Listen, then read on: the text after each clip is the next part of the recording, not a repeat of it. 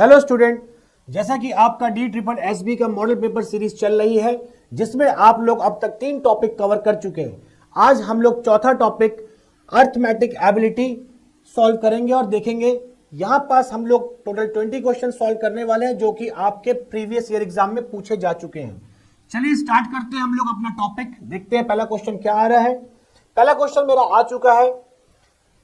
While calculating the average marks of 40 students of a class, marks of 3 students who actually scored 18 marks were noted as 28 by mistake. Okay, देखिए यहां पास आपको बोला गया है कि average marks of 40 student, 40 student के average marks कुछ है, हमें नहीं पता क्या है, मगर यहां पे कंडीशन लगाया कि 3 स्टूडेंट ऐसे हैं, यहां पे 3 स्टूडेंट ऐसे हैं जिनका मार्क्स 18 वन नोटेड एज 28, मतलब उनका एक्चुअल मार्क्स 18 था और मिला उनको 28 है। 3 स्टूडेंट ऐसे हैं, मिलना चाहिए था 18, मिला है 28, तो इसका मतलब यह है कि करेक्शन जब होगा तो 10-10 मार्क्स तीनों में कम हो जाएंगे।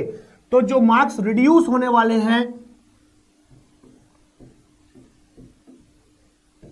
जो मार्क्स रिड्यूस्ड होंगे हमारे, वो कितने होंगे? वो हो जाएंगे हमारे 28 minus 18 equals to 10 marks each person. तो यहां there is three students, so 10 into 3 equals to 30 marks, equals to 30 marks हमारा रिड्यूस्ड हो जाएगा।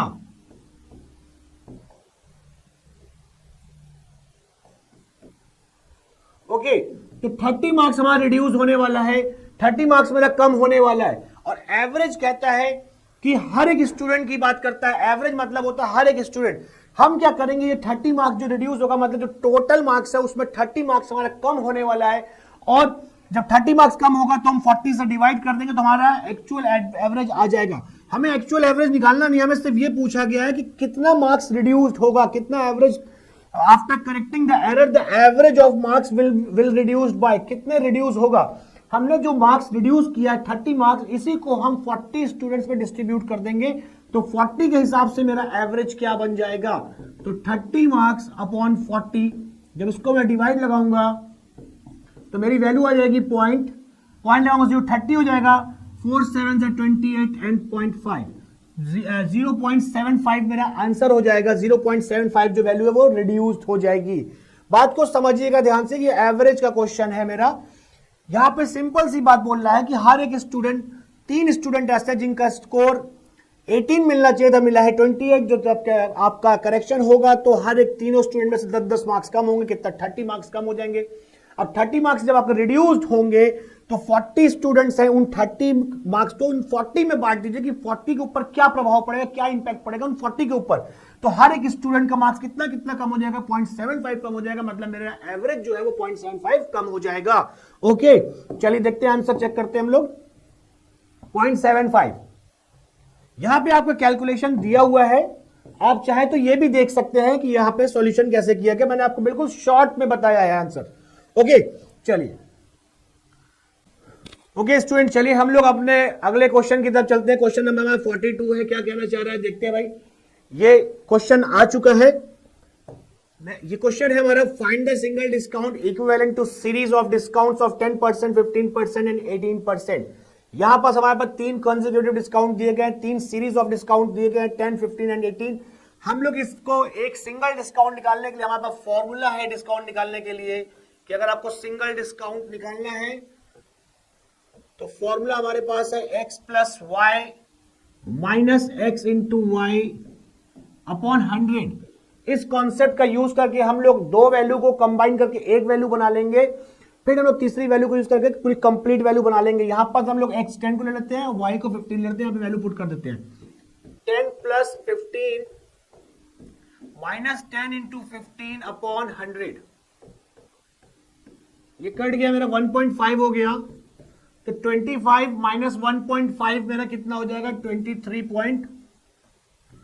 23.5 हो गया। मतलब इन दोनों की वैल्यू के से मैंने डिस्काउंट निकाल दिया 23.5। अब 23.5 और 18 ले लोगे तो आपके पास एक्चुअल डिस्काउंट आ जाएगा।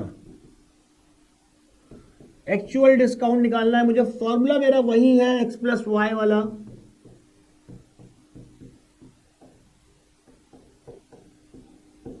ओके तो यहां पर वैल्यू क्या हो जाएगी, बस x की जगह पे 23.5 आ जाएगा और यहां y की जगह पे 18 आ जाएगा, माइनस 23.5 इंटू 18 अपॉन 100। ओके, चलिए मैं इसको डिवाइड लगाता हूं, 2 से डिवाइड लगाऊंगा मेरा कितना हो जाएगा, 9 हो जाएगा ये, और ये हो जाएगा मेरा 50। अगर मैं 5 से डिवाइड लगाऊंगा, 5 4 जा 20, ये 3 हो जाएगा, 5 7 जा 35 और 5 10 जा। ओके, इतना मेरी कैलकुलेशन हो चुकी है। मैं यहां पे इसको एडिशन कर लेता हूं, कितना हो जाएगा 41.5 माइनस मल्टीप्लाई कर लेता हूं 9 से, 9 7 जा 63, 6 9 4 36 और 6 42। ओके, पॉइंट यहां पे एक डिजिट के बाद है, नीचे 10 है, तो मेरा पॉइंट यहां पे आ जाएगा 4.23। अब आप देखिए 41.5 माइनस 4.23 करोगे तो आंसर कितना आ जाएगा आपके पास, 37.27 मेरा आंसर हो जाएगा। तो जो आपका सिंगल डिस्काउंट होगा वो 37.27% हो जाएगा। इन 3 डिस्काउंट के इक्वल आपका 37.27 हो जाएगा। आप इस फॉर्मूले से 2 वैल्यू को 1 वैल्यू करिए, 2 वैल्यू 1 वैल्यू हो गई, फिर ये वैल्यू और ये वैल्यू करके आप फाइनल वैल्यू निकाल लीजिए। चलिए चेक करते हैं आंसर, 37.27। यहां पे सॉल्यूशन आपका दिया हुआ है, आप चेक कर सकते हैं। नेक्स्ट क्वेश्चन आ चुका है मेरा। नेक्स्ट क्वेश्चन क्या कह रहा है, the mark price of an article is 5200, 2 successive discount of 10% and 20% are offered on it due to season end. At what price the articles available to the customer? Okay, देखिए आपको 10% और 20% discount निकाल देना है 5200 का, माइनस कर देंगे तो आपके पास क्या आ जाएगा, कस्टमर के पास, कस्टमर को जो जिस प्राइस पे सेल करना है वो वैल्यू आ जाएगी। आप फिर से इस वैल्यू को क्या करिए, कंसोलिडेट वैल्यू बना लीजिए, एक सिंगल वैल्यू बना लीजिए, सिंगल डिस्काउंट कितना हो जाएगा। तो देखिए 20 प्लस 10 प्लस 20 इंटू 10 अपॉन 100। मैं ये सिंगल डिस्काउंट बना रहा हूं, ध्यान रखिएगा, सॉरी यहां माइनस हो जाएगा, या सिंगल डिस्काउंट निकाल रहा हूं, ध्यान रखिएगा भाई, सिंगल डिस्काउंट। तो मेरा वैल्यू जो हो जाएगा वो कितना हो जाएगा, 30 माइनस 2 मेरा 28% फ्लैट डिस्काउंट हो गया। अब आप 5200 का 28% निकाल दीजिए, या तो फिर आप क्या करिए 100 माइनस 20 में 72% निकाल दीजिए, जो सही लगे वो कर दीजिए आप, ठीक है। तो चलिए मैं डिस्काउंट निकाल लेता हूं। डिस्काउंट मेरा कितना है, 5200 का 28%। ओके, मैं मल्टीप्लाई करूंगा 28 इंटू 2 56, 5 हो गया, और 28 इंटू 5 100 और 140 और 5। ओके, देखिए मैं फिर से कर लेता हूं, 28 इंटू 2 56, 5 कैरी, 28 इंटू 5 20 100 41 45, ठीक है, मतलब 1456 रुपीज का डिस्काउंट है। तो कस्टमर को कितने में बेचा जा रहा है, कस्टमर को बेचा जा रहा है, सेलिंग प्राइस जो है वो हो जाएगी 5200 माइनस ये हो जाएगा 4, 9 माइनस 5 4 11 3744 मेरा सेलिंग प्राइस हो जाएगा, कस्टमर को मतलब 3744 रुपीज में बेचा जा रहा है। तो यहां पर आपको करना क्या, डिस्काउंट, बस डिस्काउंट निकाल के इसमें माइनस करना, कुछ करना नहीं है आपको। 3744 रुपीज मेरा आंसर हो जाएगा। चलिए चेक करते हैं, 3744 यहां पे आपका सॉल्यूशन दिया हुआ है। नेक्स्ट क्वेश्चन देख लेते हैं हम लोग। अगला क्वेश्चन मेरे पास आ चुका है, कह रहा है a shopkeeper offers a discount of 12% on a TV and sells it for 61600। Okay, देखिए 12% डिस्काउंट है, shopkeeper offers a discount of 12% on a TV and sells it. देखिए यहां पे सेलिंग कर रहा है 616, what is the mark price पूछा है। ध्यान रखिएगा, इस बात को बहुत ध्यान से सुनिए कि मार्क प्राइस बेस से जब आप डिस्काउंट माइनस करते हो तो आपका सेलिंग प्राइस बनता है। Mark price minus discount equals to आपका सेलिंग प्राइस होता है। इसका मतलब यह है कि इसके अंदर डिस्काउंट को ऑलरेडी रिड्यूस कर दिया गया है। तो डिस्काउंट रिड्यूस कर दिया गया है तो हम यहां पे वैल्यू अज्यूम कर लेंगे कि एमपी को हम लोग 100% ले लेंगे और डिस्काउंट मेरा 12% है, तो मेरा सेलिंग प्राइस परसेंट जो हो जाएगा कितना हो जाएगा, 100 माइनस 12 इक्वल्स टू 88%। 88% मेरा एमपी मतलब सेलिंग प्राइस हो रहा है। 100% मैंने माना है एमपी, 12% डिस्काउंट माइनस किया तो 88% मेरा सेलिंग प्राइस हो गया। यहां सेलिंग प्राइस दी गई है तो 88% इक्वल्स टू 61600। इसको हम लोग 100% बनाएंगे, बस और कुछ करना नहीं है हमें, सिर्फ और सिर्फ 100% हमको बनाना है। ओके, तो 100% जब हम बनाएंगे तो मेरे पास वैल्यू क्या हो जाएगी, ये डिवाइड लग जाएगा 616 अपॉन 88 इंटू 100। ओके, तो मैं यहां पर 4 से डिवाइड कर देता हूं या 8 से डिवाइड कर लेता हूं। 8 से देखते हैं डिवाइड हो रहा है कि नहीं हो रहा है। चलिए देखते हैं,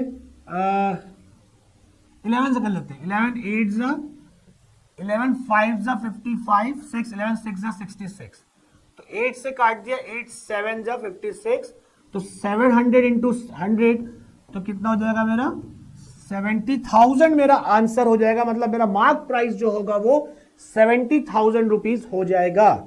ओके, तो बात आपको समझ में आ रही होगी कि मार्क प्राइस में से जब डिस्काउंट माइनस करते हैं तो आपका सेलिंग प्राइस बनता है। तो मार्क प्राइस को आपने 100 अज्यूम किया, डिस्काउंट 12% सब्ट्रैक्ट किया, 88% हो गया आपका सेलिंग प्राइस। और सेलिंग प्राइस गिवन है, दोनों वैल्यू को इक्वल करके मैंने 100% बना दिया और मेरे पास वैल्यू आ गई। 70,000 मेरा आंसर हो गया। यहां पे सॉल्यूशन दिया हुआ है, आप देख सकते हो, सॉल्व कर सकते हैं। चलिए हम लोग अपने नेक्स्ट क्वेश्चन की तरफ चलते हैं। हमारा नेक्स्ट क्वेश्चन हमारा आ चुका है, question number 145। A and B scored 440 and 520 marks respectively in an examination. If A scores 55% marks, find the percentage of marks scored by B. आपसे बोला गया कि B का कितना परसेंट स्कोर है, यही पूछा है आपसे बस। देखिए यहां पर अगर हम बात को ध्यान समझिए कि 55% स्कोर है और यहां पर 40 है, तो मतलब दोनों की दोनों वैल्यू हमारी इक्वल है। ठीक है, बहुत ध्यान समझिएगा कि ए ने स्कोर 440 मार्क्स किया है और जो कि 55% की इक्वल है। तो अगर हम 55% इक्वल टू 440 बना दे और 100% बना दे तो मेरे पास टोटल मार्क्स आ जाएगा। चलिए देखते हैं, 55% इक्वल्स टू 440 और इसको मैं 100% बनाता हूं तो मेरा टोटल मार्क्स आ जाएगा कि एग्जाम कितने नंबर का है। 5 से काट लिया मैंने, 11 4 जा मतलब 800 मार्क्स का पेपर है। टोटल 800 मार्क्स का पेपर है। बी का परसेंट पूछा, उसने 800 में से 520 स्कोर किया है, तो बी का परसेंट कितना हो जाएगा, स्कोर किया 520 आउट ऑफ 800।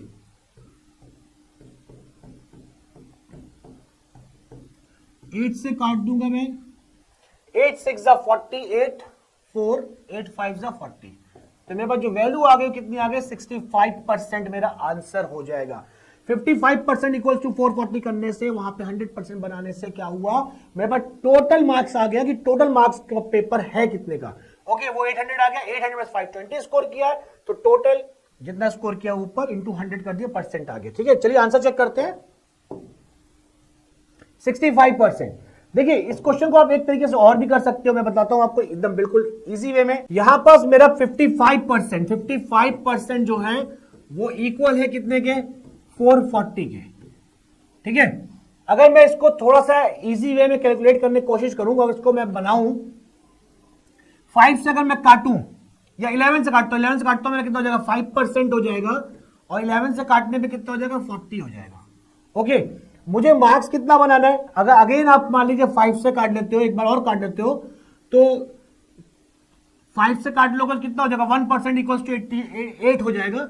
मगर अगर यहां पे समझिए कि मुझे मार्क्स बनाना है 520, अब 40 जो है वो 520 कैसे बनेगा, अगर मैं 13 से मल्टीप्लाई यहां पे कर दूं तो 520 बन जाएगा। तो अगर मैं 13 से इधर मल्टीप्लाई करता हूं तो 13 से मल्टीप्लाई मुझे इधर भी करना पड़ेगा। इस कॉन्सेप्ट में आपको टोटल मार्क्स निकालने की जरूरत नहीं है। तो ये कितना हो गया, 65% हो गया, और ये वैल्यू कितनी हो गई, 520 के इक्वल हो गई। आप डायरेक्ट कर सकते हो रेशियो मेथड से। ओके, 65% इक्वल्स टू 520 मेरा आंसर हो जाएगा। आपको टोटल मार्क्स निकालने की जरूरत नहीं पड़ेगी इस कॉन्सेप्ट में।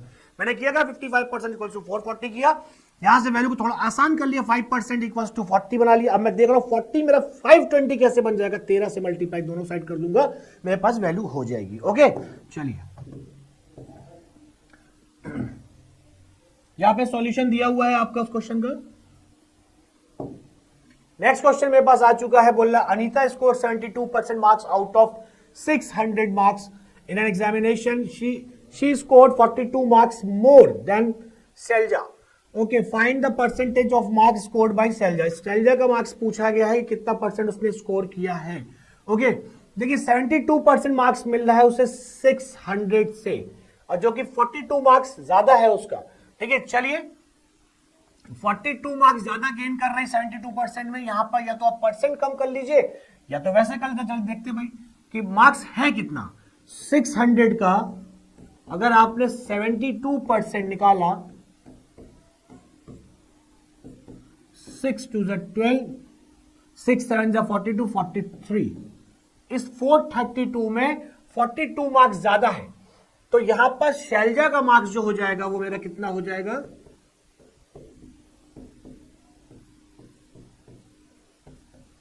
शैलजा मार्क्स कितना हो जाएगा 432 माइनस 42, तो मेरा हो जाएगा 390। मतलब उसको शैलजा को 390 मिला है आउट ऑफ 600, तो इसका परसेंट कितना हो जाएगा, शैलजास परसेंट कितना हो जाएगा, परसेंट मार्क्स कि भाई 390 मिला है आउट ऑफ 600,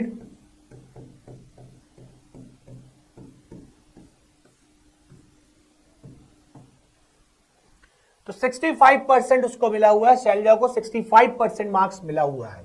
ओके, तो मैंने 72% निकाल दिया, 432 आ गया, जबकि ये 42 मार्क्स ज्यादा है शैलजा से, तो माइनस कर दिया, शैलजा का मार्क्स आ गया 600 में 390 मिला है, तो मैंने क्या कर दिया, परसेंट निकाल दिया। आप चाहे तो 42 को परसेंट में भी चेंज करके कर सकते हैं। देखिए ध्यान समझिएगा, पहले आंसर चेक कर लेते हैं हम लोग। 65% मेरा आंसर हो गया। देखिए इस कॉन्सेप्ट को क्या करिए आप, ये 42 मार्क्स जो ज्यादा है इसको परसेंट में चेंज कर लीजिए, बस कुछ करना नहीं है। 42 मार्क्स जो ज्यादा मिले इसको आप परसेंट में चेंज कर लीजिए। इतने परसेंट नंबर उसको कम मिले हैं, कितने परसेंट नंबर कम मिले, 7% नंबर कम मिले हैं, तो शैलजा के जो परसेंट हो गया वो कितना हो गया, 72 माइनस 7 इक्वल्स टू 65% शैलजा को मार्क्स मिले हैं। ओके, तो ये कॉन्सेप्ट से आप क्वेश्चन को कर सकते हैं। चलिए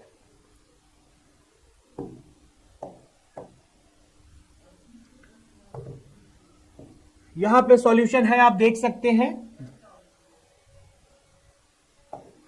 नेक्स्ट क्वेश्चन मेरे पास आ चुका है, बोल रहा है Abhay score 79% marks and Joseph score 83% marks in an examination if the difference in their marks is 32।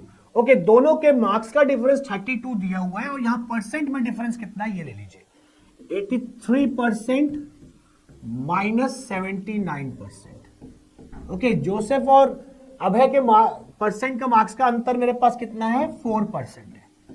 4% marks का अंतर है और एक्चुअल मार्क्स का अंतर कितना है, 32, तो 4% इक्वल्स टू 32। इसको मैं 100% बना दूंगा, मैं मान लीजिए मैंने काट दिया, 4 1 जा 4, 4 8 जा, अगर 100% बनाऊंगा तो मेरा कितना मार्क्स हो जाएगा, 800 हो जाएगा, कि जो मार्क्स है मेरा कितना 8। Then what are the maximum marks पूछा है, तो 800 मार्क्स मेरा आंसर हो जाएगा, 800 मार्क्स। ओके, चलिए देखते हैं 800 मार्क्स। यहां पर आपको सॉल्यूशन दिया है, आप चेक कर सकते हैं। ओके स्टूडेंट्स, चलिए हम लोग अपने नेक्स्ट क्वेश्चन की तरफ चलते हैं। हमारा नेक्स्ट क्वेश्चन आ चुका है 148। देखते हैं क्या कहना चाह रहा है। A shopkeeper sold an item for rupees 56 rupees at a profit percent equal to the cost price. देखिए यहां पर मेरा जो कॉस्ट प्राइस है सीपी है वो प्रॉफिट परसेंट के इक्वल है, तो मैं दोनों को एक वैल्यू अज्यूम कर लूंगा। वैल्यू मेरी क्या हो जाएगी, एक्स ले लेता हूं, ठीक है। तो सीपी भी एक्स है और प्रॉफिट परसेंट भी एक्स है, तो यहां पे ध्यान रखिएगा आप सेलिंग प्राइस इक्वल्स टू, आप फॉर्मूला जानते हो कि सीपी प्लस प्रॉफिट होता है, सीपी प्लस प्रॉफिट, ठीक है। तो अब यहां पे हम वैल्यू पुट कर लेते हैं 56, ये मेरा हो गया, ये एक्स हो गया। प्रॉफिट परसेंट जो है ध्यान रखिए, यहां पे प्रॉफिट लिखा है, प्रॉफिट परसेंट अलग है, प्रॉफिट अलग होता है, तो परसेंट पहले हमको सीपी में से निकालना पड़ेगा। तो सीपी मेरा कितना एक्स है, इसका एक्स परसेंट, तो यहां पे देखिए आपका क्वाड्रेटिक बन जाएगी एक्स स्क्वायर, ये 100x हो जाएगा, ये इधर भेज दूंगा 5600, तो मैं इसको एक लाइन में लिख लेता हूं, x square plus 100x minus 5600 equals to 0। अब मुझे ब्रेक करना है इस 100, यहाँ पे क्वाड्रेटिक बन चुकी है, 100x को आपको ब्रेक करना है, ठीक है, ताकि उनको जोड़े या घटाए तो 100x आए, मल्टीप्लाई करने पे माइनस 5600 आना चाहिए। तो चलिए मैं देखता हूं यहां मेरी वैल्यू क्या हो सकती है। 14 4 मेरा होता है 56, तो 140 और 40 में ले लेता हूं, तो प्लस 140x माइनस 40x, ये वैल्यू मेरी हो जाएगी। दोनों को सब्ट्रैक्ट करूंगा तो 100 पॉजिटिव आएगा, दोनों को मल्टीप्लाई करूंगा नेगेटिव 5600 आएगा। तो अब देखिए यहां से मेरा क्या कॉमन हो जाएगा, x कॉमन हो जाएगा, तो मेरी वैल्यू क्या आ जाएगी, x प्लस 140, और यहां से मेरा कितना हो जाएगा, माइनस 40 कॉमन हो जाएगा, तो यहां वैल्यू कितनी आ जाएगी, x प्लस 140। ओके, तो फिर से मैं कॉमन लूंगा तो x plus 140 x minus 40 equals to 0। एक बार इसके इक्वल 0 करेंगे, एक बार इसके इक्वल 0 करेंगे, जब इसके इक्वल करेंगे तो मेरे पास वैल्यू हो जाएगी माइनस 140, और जब इसके इक्वल 0 करेंगे तो x की वैल्यू कितनी आ जाएगी, 40 आ जाएगी। तो रुपीस पैसा जो होता है निगेटिव होता नहीं है, पैसा हमेशा पॉजिटिव होता है, तो मेरा आंसर क्या हो जाएगा, 40 हो जाएगा, मेरा x की वैल्यू 40 हो जाएगी, ठीक है। तो 40 मेरा आंसर हो गया। चलिए ये रहा मेरा आंसर। देखिए इस क्वेश्चन को आप ऑप्शन के थ्रू भी कर सकते हो, कि ऑप्शन से आपको क्या करना है, 56 बनाना। आपको कह रहा है कि जो कॉस्ट प्राइस है वही आपका प्रॉफिट परसेंट है, तो आप ऐसी वैल्यू को चूज करो जो 56 बना दे। अगर मान ली 38 का 38% करके ऐड करोगे तो बनेगा नहीं 56। अगर आप 40 का 40%, देखिए 40 अगर आप मान लीजिए सीपी आपका 40 है और प्रॉफिट परसेंट भी आपका 40 है, तो आप 40 का 40% जब आप निकालोगे, 40 का 40%, तो आपका 16 रुपए प्रॉफिट आएगा। तो भाई सेलिंग प्राइस मेरी क्या बन जाएगी, 40 प्लस 16, तो मेरी 56 बन जाएगी सेलिंग प्राइस। तो मतलब मैं ऑप्शन से भी इस क्वेश्चन को कर सकता हूं। अगर आपको प्रोसेस समझ ना आया हो तो आप ऑप्शन से भी कर सकते हैं, ठीक है। चलिए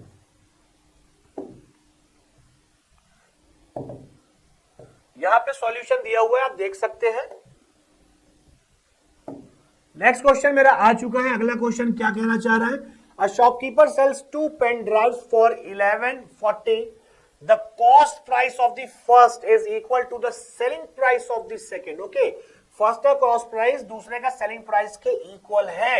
बोल रहा है if he sells the first pen drive at 10% loss, पहले को 10% लॉस पे बेच रहा है और दूसरे को 20% गेन पे बेच रहा है, व्हाट इज हिज गेन और लॉस परसेंट। बोल रहा है कितना परसेंट का प्रॉफिट या लॉस होगा। चलिए देखिए क्वेश्चन थोड़ा सा कॉम्प्लिकेटेड है, मैं इसको बहुत इजी वे में आपको बताता हूं कि पहले पे क्या 10% लॉस है, दूसरे पे 20% प्रॉफिट है, और पहले का कॉस्ट प्राइस दूसरे के सेलिंग प्राइस के इक्वल है, और दोनों का शॉपकीपर सेल्स 2 पेन ड्राइव, ठीक है, 1140। उसकी जरूरत ही नहीं है। देखिए बात को समझते हैं ध्यान से।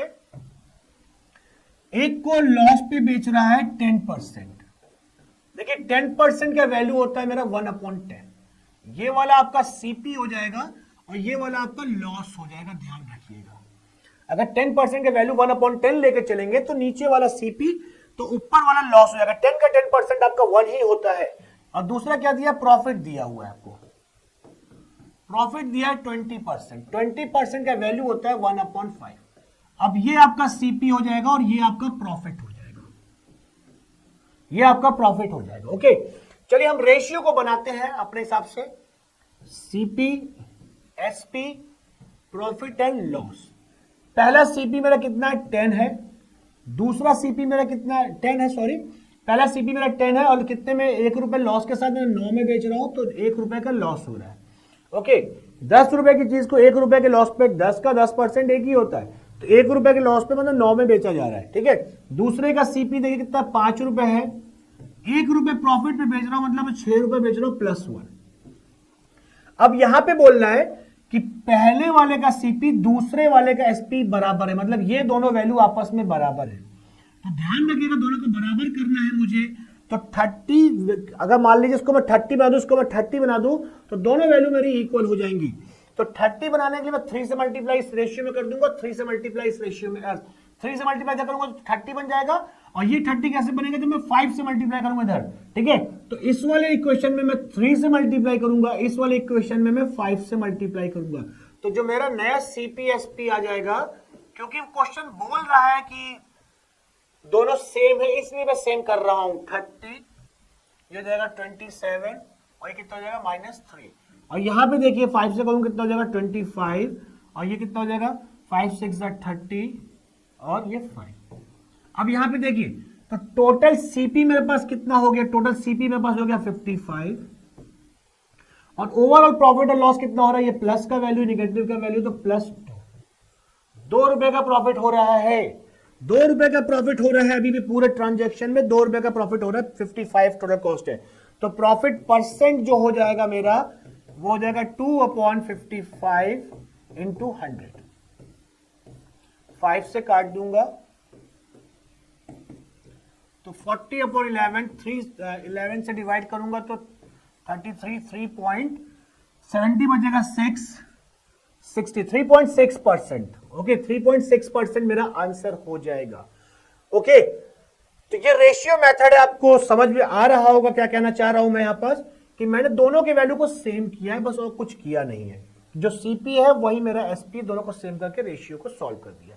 ओके देखिएगा बाद में इसको आप आंसर चेक करते हैं हम लोग। 3.6%। ओके यहां पास आपका सॉल्यूशन दिया हुआ है, आप चेक कर सकते हैं कि सॉल्यूशन क्या है। ठीक है चलिए, बहुत लंबा कैलकुलेशन दिया हुआ है, चलिए हम लोग वैसे कर लेंगे, ज्यादा अच्छा रहेगा। नेक्स्ट क्वेश्चन मेरा आ चुका है। नेक्स्ट क्वेश्चन क्या कह रहा है, Rahul calculates his profit on the cost price whereas Sushil calculates its on the selling price. Okay देखिए यहां पास दो लोग हैं जो प्रॉफिट कैलकुलेट कर रहे हैं, कॉस्ट प्राइस पे कर रहा है, एक सेलिंग प्राइस पे कर रहा है। ध्यान रखिएगा इस चीज को। They find that the difference in their profit is 80 rupees का प्रॉफिट का अंतर आ रहा है। The selling price of both of them are the same, दोनों का सेलिंग प्राइस सेम है। ओके तो both of them get 20% profit. देखिए 20% प्रॉफिट ध्यान से समझिएगा, 20% प्रॉफिट का मतलब है 1/5। अगर 1% कॉस्ट प्राइस पे अपना प्रॉफिट कंसीडर कर रहा है तो उसके लिए CP क्या होगा, 5 होगा। एक तरफ CP एक तरफ मैं SP लेता हूं तो उसके लिए CP 5 होगा और SP 6 होगा। अगर एक व्यक्ति अपना प्रॉफिट SP पे कैलकुलेट कर रहा है तो उसके लिए SP क्या होगा, 5 होगा। और तो 1 रुपए का प्रॉफिट और CP कितना हो जाएगा, उसके लिए 4 हो जाएगा। ध्यान से समझिएगा इस चीज को, क्योंकि क्वेश्चन बोला है कि एक आदमी जो है अपना प्रॉफिट CP पे कैलकुलेट कर रहा है और एक सुशील जो है अपना प्रॉफिट सेलिंग प्राइस पे कर रहा है। अगर वो सेलिंग प्राइस पे कर रहा है तो नीचे वाला सेलिंग प्राइस बनेगा, अगर कॉस्ट प्राइस पे कर रहा है तो नीचे वाला कॉस्ट प्राइस बनेगा। तो ये कॉस्ट प्राइस पे कर रहा है तो 5 रुपए की चीज को 6 में बेच रहा है। ये पर्सन दूसरा वाला पर्सन अपना सेलिंग प्राइस पे कर रहा है तो 5 रुपए सेलिंग प्राइस है, मतलब जो 4 रुपए में खरीदा है। अब देखिए बोला कि दोनों का सेलिंग प्राइस सेम है, दोनों का सेलिंग प्राइस सेम है। सेलिंग प्राइस सेम करने के लिए मुझे क्या करना पड़ेगा, इसको 30-30 बनाना पड़ेगा। तो 30 बनाने के मैं इसमें क्या करूं, रेशियो में 5 से मल्टीप्लाई कर दूं, इस रेशियो में 6 से मल्टीप्लाई कर दूं। पूरे वैल्यू में करिएगा, ध्यान रखिएगा इस चीज को। तो मेरे पास जो नई वैल्यू आ जाएगी, मेरे पास क्या आ जाएगी, CP और SP की। जब 5 से मल्टीप्लाई करूंगा तो 25 हो जाएगा ये, और यहां करूंगा 30 हो जाएगा। 6 से करूंगा तो 24 हो जाएगा, यहां पे करूंगा 6 5 से 30 हो जाएगा। अब देखिए दोनों का दोनों सेलिंग प्राइस सेम हो गया है। ठीक है अब यहां पे क्या बोल रहा है कि दोनों के प्रॉफिट का अंतर जो आ रहा है वो कितना आ रहा है, 80 रुपीज का आ रहा है। यहां पे देखिए ये कितना रुपए हो गया, 49 रुपए का सेलिंग, सॉरी 25 और 24 कितना हो गया, 49 रुपए कॉस्ट प्राइस है और 60 रुपीज सेलिंग प्राइस है। ठीक है तो यहां पास 49 और ये 60, तो मतलब मेरे पास देखो तो यहां पास जस्ट यहां पे मैं प्रॉफिट का भी डिफरेंस ले लेता हूं। प्रॉफिट का डिफरेंस यहां पे कितना आ रहा है, पहले पे डिफरेंस आ रहा है आपका 5 का, और यहां पे डिफरेंस कितने का आ रहा है, 6 का डिफरेंस आ रहा है। ठीक है प्रॉफिट का ही बना लेते हैं। प्रॉफिट का डिफरेंस देखिए 25 की चीज है 30 में बेचा तो कितने का, 5 का प्रॉफिट लिया, 24 की चीज 30 को बेचा, 6 का प्रॉफिट लिया। तो यहाँ पे प्रॉफिट का डिफरेंस कितना आ रहा है, 1 का आ रहा है, और यही 1 मेरा किसके इक्वल है, 80 के इक्वल है, 80 के इक्वल है। अब मुझे निकालना क्या है, find their selling price. Selling price क्योंकि दोनों का सेम है तो 30 है, तो 30 इंटू 80 में कर दूंगा यहाँ पास, तो मेरे पास SP आ जाएगा 30 इंटू 80, 2400 मेरा आंसर हो जाएगा, 2400। ओके देखिए मैंने यहां पर रेशियो में चेंज करने की कोशिश किया है कि 20% का वैल्यू 1/5 होता है, तो अगर कोई कॉस्ट प्राइस पे बेचता है तो 5 रुपए चीज को 6 में बेच देगा। अगर कोई सेलिंग प्राइस पे बेच रहा है, सेलिंग प्राइस पे कंसीडर कर रहा है प्रॉफिट, तो 5 रुपए में बेचा है तो 4 रुपए उसका कॉस्ट प्राइस होगा। दोनों का सेलिंग प्राइस सेम है, इसलिए मैंने क्या किया, दोनों को 30 बनाने की कोशिश की है, दोनों सेलिंग प्राइस सेम हो जाए। तो 5 से मल्टीप्लाई, 6 से मल्टीप्लाई, पूरे में मल्टीप्लाई किया, 25 30 हो गया। तो प्रॉफिट कितने का हो गया, 5 का हो गया। 24 और 30 में कितने प्रॉफिट होगा, 6 होगा। दोनों का डिफरेंस कितने का आ रहा है, 1 का, 1 रुपीज का प्रॉफिट आ रहा है डिफरेंस, और यहाँ पे डिफरेंस 80 आ रहा है। 1 का वैल्यू 80 है, 30 का वैल्यू निकालना है 2400। ठीक है, एक बार देखिएगा आप, 2400 मेरा आंसर हो गया।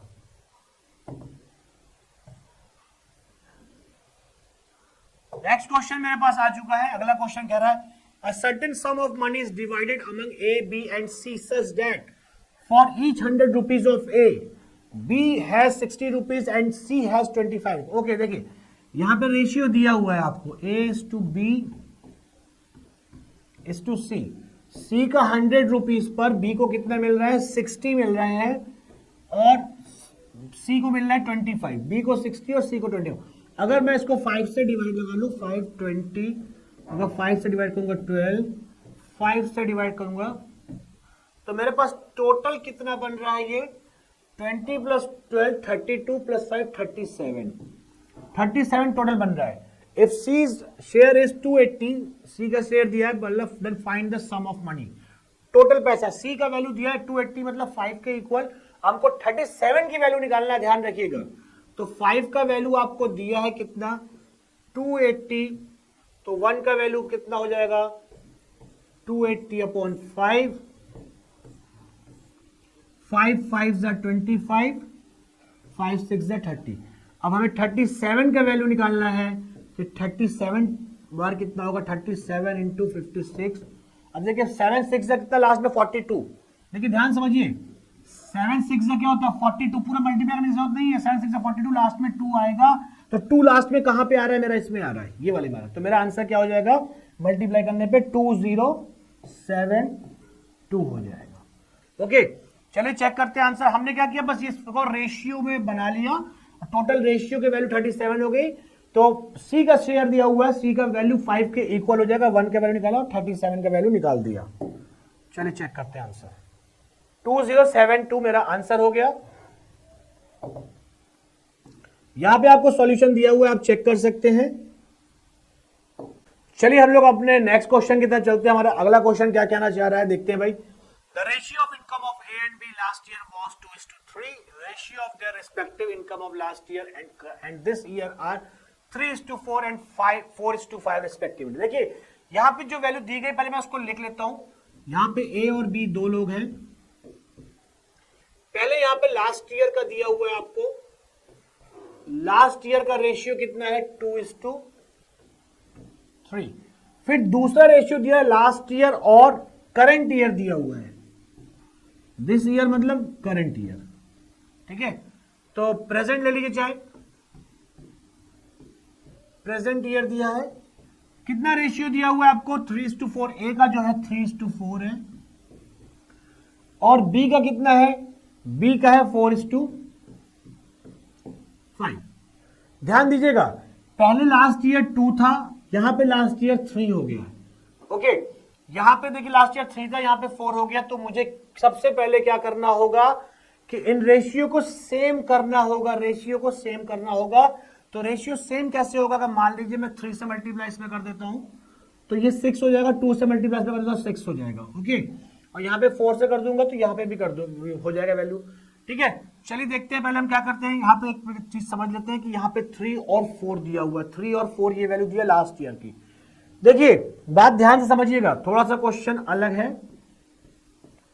हम ये वाला लास्ट ईयर का एलसीएम ले लेंगे, एलसीएम ऑफ 3 और 4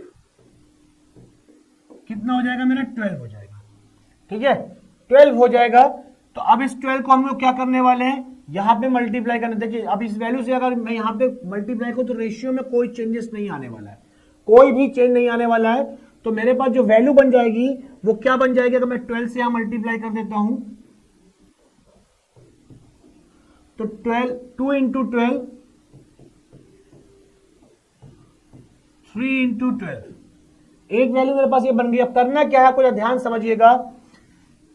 कि ये वैल्यू आपके पास 24 हो चुकी है, ये वैल्यू आपकी कितनी हो गई 36 हो चुकी है। ठीक है, तो रेशियो आपका 2:3 मेंटेन है, ध्यान रखिएगा। अगर अब आप इसको 3 से मैं इसको डिवाइड करूं कितना होगा 8 होगा, 8 से मैं इस वाले में मल्टीप्लाई करूंगा, 8 4 जा 32। ठीक है, मैं प्रेजेंट वाले रेशियो पे आता हूं, मुझे प्रेजेंट वाले रेशियो निकालना है।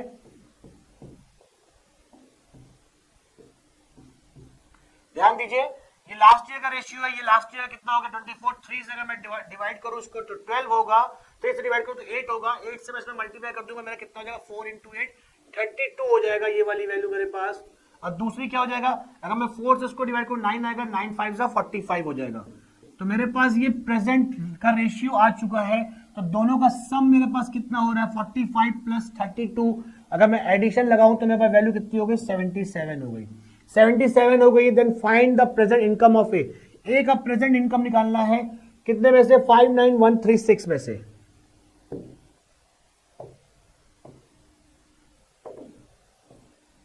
ओके, तो टोटल वैल्यू मेरे पास 59136 है, 32 और 45, 59136 ये वैल्यू को डिस्ट्रीब्यूट करना है 32:45 में, 32:45 में। तो टोटल वैल्यू में कितनी आई थी 77 आई थी। और मुझे ए का निकालना है वैल्यू, तो ए 32 मिल रहा है 77 में से, और इनटू कितना है 59136। अगर मैं इसको काट लेता हूं 11 से कटना चाहिए, 11 7 जा 11 5 जा 55 4 11 3 जा 33 8 11 7 जा 77 6 11 6 जा। ओके, 7 से फिर से काट के चेक करते हो कि 7 से कट रहा है कि नहीं कट रहा है, देख लेते हैं भाई। 7 7 जा 49 4 47 हो गया, 7 6 जा 42 42 and 5। ओके, तो मेरे पास जो वैल्यू आ गई 32 इंटू 768। अब यहाँ पे देखिए 2 इंटू 8 करने पे कितना 16, मतलब लास्ट का ऑप्शन 6 होना चाहिए। तो जहां भी मेरा लास्ट का ऑप्शन 6 होगा मैं वहां पे मल्टीप्लाई कर दूंगा, मेरा कितना आंसर हो जाएगा 24556 मेरी वैल्यू हो जाएगी, 24556। ठीक है, 24576 है, सॉरी 24576।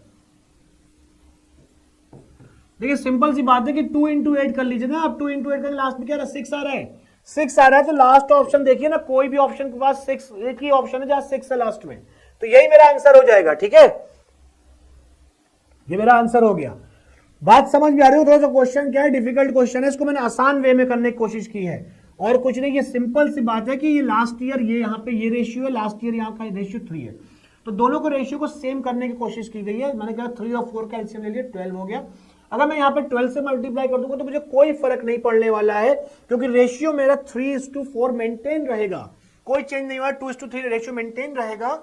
अगर 12 से मल्टीप्लाई करूं, अगर ये 24 36 होगा तो मैं 3 से डिवाइड करने पे मेरा कितना आ जाएगा, ये 8 हो जाएगा। 8 इंटू 8 करने पे कितना हो जाएगा, 8 इंटू 4 करने पे 32 हो जाएगा। और यहां जब आप करते 4 से डिवाइड करो 36 तो 9 आ जाएगा, 9 5 जा 45 हो जाएगा।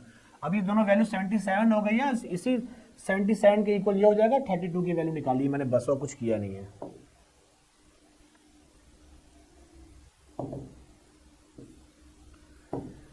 नेक्स्ट क्वेश्चन मेरे पास आ चुका है। अगला क्वेश्चन मेरे पास क्या है, ratio of acid and water in solution A is 2:3 and that in solution B is 4:5। देखिए यहां पास दो सॉल्यूशन है, एक में आपका सॉल्यूशन का रेशियो 2:3 है, दूसरे में मेरा कितना है 4:5 है। ठीक है, in what ratio two solutions are mixed so that the new solution has acid and water in the ratio 3:4। आपसे बोला है कि इन दोनों को किस क्वांटिटी के रेशियो में मिलाया जाए ताकि नया जो सॉल्यूशन बने वो 3:4 बन जाए। देखिए जब भी ऐसे क्वेश्चन आपके पास आए, ठीक है, तो किसी एक क्वांटिटी को आपको लेके चलना, दोनों क्वांटिटी को लेके नहीं चलना, ध्यान रखिएगा। ठीक है, मैं इसको ऐसे लिखता हूं, ध्यान से समझिएगा कि मैं क्या लिखना चाह रहा हूं। पहली वैल्यू मेरे पास 2:3 है, दूसरी वैल्यू मेरे पास 4:5 है, और तीसरी वैल्यू मेरे पास 3:4 है। अगर मैं इसको ऐड करूं कितना हो जाएगा 5, इसको ऐड करूं कितना हो जाएगा 9, इसको ऐड करूं कितना हो जाएगा 7। अगर मैं इन तीनों का एलसीएम ले लूं, तीनों का एलसीएम ले लूंगा तो मेरे पास एलसीएम कितना बन जाएगा, एलसीएम लेना ध्यान रखिएगा, 7 9 63, 63 इंटू 5 तो मेरा हो जाएगा 315, 315 हो जाएगा मेरा एलसीएम। ओके 63 इंटू 5 है 315। अब 5 से इसको डिवाइड, कोई एक क्वांटिटी लेके हमको सॉल्व करना, ध्यान रखिएगा। अगर मैं 5 से इसको डिवाइड करूंगा तो 63 आएगा, 63 से इस वाले में मल्टीप्लाई, 2 वाले में 2 इंटू 63, 5 से इसको डिवाइड किया 63 हुआ, 63 से मल्टीप्लाई 2 में किया, ये हो गया। फिर 9 से मैं इसको डिवाइड करूंगा तो मेरे पास 35 आएगा, 35 इंटू 4 करूंगा, 4 इंटू 35। फिर इस वाले पे ये 7 से डिवाइड करूंगा कितना आएगा, 45 आ जाएगा, 45 इंटू 3 कर दूंगा, 3 इंटू 45। अब करना क्या है, जो भी इसका सॉल्यूशन आएगा, वैल्यू आएगी, उसको आपस में सब्ट्रैक्ट करेंगे तो मेरे पास क्वांटिटी का रेशियो आ जाएगा कि मिक्सचर कितने रेशियो में मिलाना है। तो यहाँ पे देखिए कितना हो जाएगा मेरे पास वैल्यू, ये अगर मैं इसको सॉल्व कर लूं तो मेरे पास वैल्यू हो जाएगी कितनी, 126,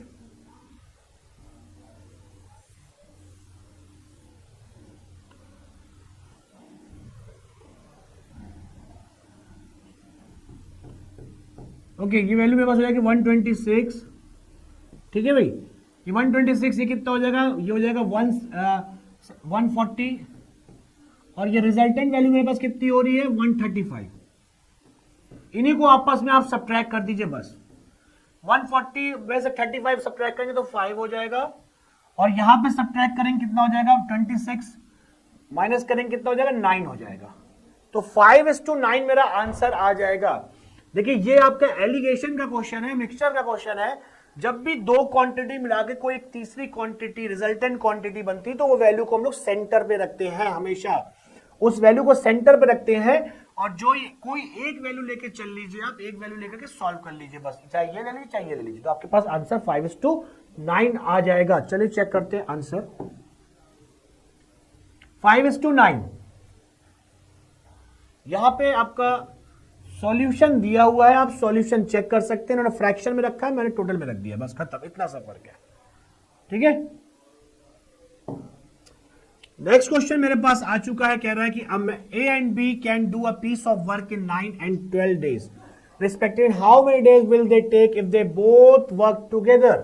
देखिए दोनों को एक साथ निकालना है, आपको ध्यान रखिए, 9 और ये B का वैल्यू 12 है, दोनों को एलसीएम ले लीजिए। एलसीएम कितना हो जाएगा आपके पास 36, 36 आपका टोटल वर्क आप अज्यूम करके चलेंगे। यहाँ पे एफिशिएंसी निकालेंगे पहले, 1 डेज वर्क जैसे हम लोग कहते हैं, तो ए का 1 डे वर्क कितना हो जाएगा, इसका मतलब ये हो गया कि 9 दिन में 36 वर्क कर रहा है, 12 डेज में 36 कर रहा है, तो एक दिन में कितना कर रहा होगा, एक दिन में 4 कर रहा होगा। बी कितना कर रहा होगा, एक दिन में 3 कर रहा होगा। तो दोनों कंबाइंड कितना करेंगे एक दिन में, 4 + 3 = 7, एक दिन में 7 करेंगे और 36 करना है, तो टोटल टाइम कितना हो जाएगा आपका, जो टाइम लगेगा 36 को आप 7 से डिवाइड कर दोगे तो 7 5 35, 5 होल 1/7 डेज आपका आंसर हो जाएगा। 5 होल 1/7 डेज मेरा आंसर हो जाएगा, ठीक है, ये मेरा आंसर है। यहां पे आपको दिया हुआ सॉल्यूशन आप चेक कर सकते हैं। नेक्स्ट क्वेश्चन मेरे पास आ चुका है। अगला क्वेश्चन कह रहा है A, B and C are 3 pipes connected to a water tank. Pipes A and B together can fill a tank in 12 hours. Okay, देखिए टुगेदर का कॉन्सेप्ट आया है, A + B 12 घंटे में टैंक भरते हैं, जबकि B and C, मैं यहां पे लिख लेता हूं वैल्यू को, B और C together can fill the tank in 15 hours. 15 hours में भर रहे हैं। एंड C and A, जब B और C दिया तो C और A भी देगा, या A और C, A and C together can fill 20 hours. फिर से देखिए कॉन्सेप्ट वही है, यहां पे एलसीएम ले लीजिए, 12 15 20 का एलसीएम आपका 60 हो जाएगा। अब आपको एफिशिएंसी निकालना है भाई, 12 घंटे में 60 लीटर टैंक भर रहा है, जो एलसीएम होगा वो टैंक की कैपेसिटी हो जाएगी, ध्यान रखिएगा। तो 12 घंटे में 60 लीटर पानी भर रहा है, तो 1 घंटे में कितना भर रहा होगा, 1 घंटे में कितना भर रहा होगा भाई, 60 को आप 12 से डिवाइड करोगे 5 आ जाएगा। ऐसे B + C निकाल लोगे आप, B + C = 60 अपॉन 15 कितना आ जाएगा 4 आ जाएगा। ऐसे सी और ए निकाल लोगे तो कितना आ जाएगा आपके पास 60 अपॉन 20 कितना आ जाएगा 3 आ जाएगा। आपके दोनों की तीनों पेयर की कंबाइंड एफिशिएंसी 5, 4 और 3 आ चुकी है। अगर तीनों इक्वेशन को मैं ऐड कर दूं a plus B, B plus C और सी प्लस ए, तो 2 times a, 2 times b, 2 times c आएगा। तीनों ऐड होने पे 5, 4, 9 और 3, 12 हो जाएगा। तो आपके पास जो वैल्यू आ जाएगी वो कितनी आ जाएगी देखते हैं हम लोग। जब आप एडिशन लगाओगे तो 2a प्लस बी प्लस सी ऐसे आएगा और यहां पे 12 आ जाएगा। यहां से 2 से डिवाइड कर दोगे 6 हो जाएगा। तीनों कंबाइंड एफिशिएंसी आपके पास 6 हो गई है। ठीक है, तब देखते क्वेश्चन पूछ क्या रहा है आगे। Then in how much time will C alone fill the tank, C कितनी देर में भरेगा ये पूछा है। तो सी की क्षमता निकालनी पड़ेगी, एफिशिएंसी निकालनी पड़ेगी। तो ए और बी की वैल्यू कितनी है 5 है। ए और बी की वैल्यू मेरे पास 5 है और टोटल 6 है। तो ए और बी की वैल्यू 5 है। तो सी इक्वल्स टू कितना हो जाएगा 6 माइनस 5 इक्वल्स टू 1। टोटल आपके पास 60 लीटर है। हर एक घंटे में 1 लीटर पानी भर रहा है। तो सी को कितना टाइम लगेगा भरने में 60 upon 1 equals to 60 hours. 60 hours लगेगा। इसका आंसर 60 आवर्स हो जाएगा। ओके, 60 आवर्स मेरा आंसर हो जाएगा। यहां पे मैंने एफिशिएंसी निकाल के सी की एफिशिएंसी निकाला है। उस एफिशिएंसी से मैंने 60 को डिवाइड किया, बस और कुछ किया नहीं है। ठीक है, 60 आवर्स मेरा आंसर हो गया।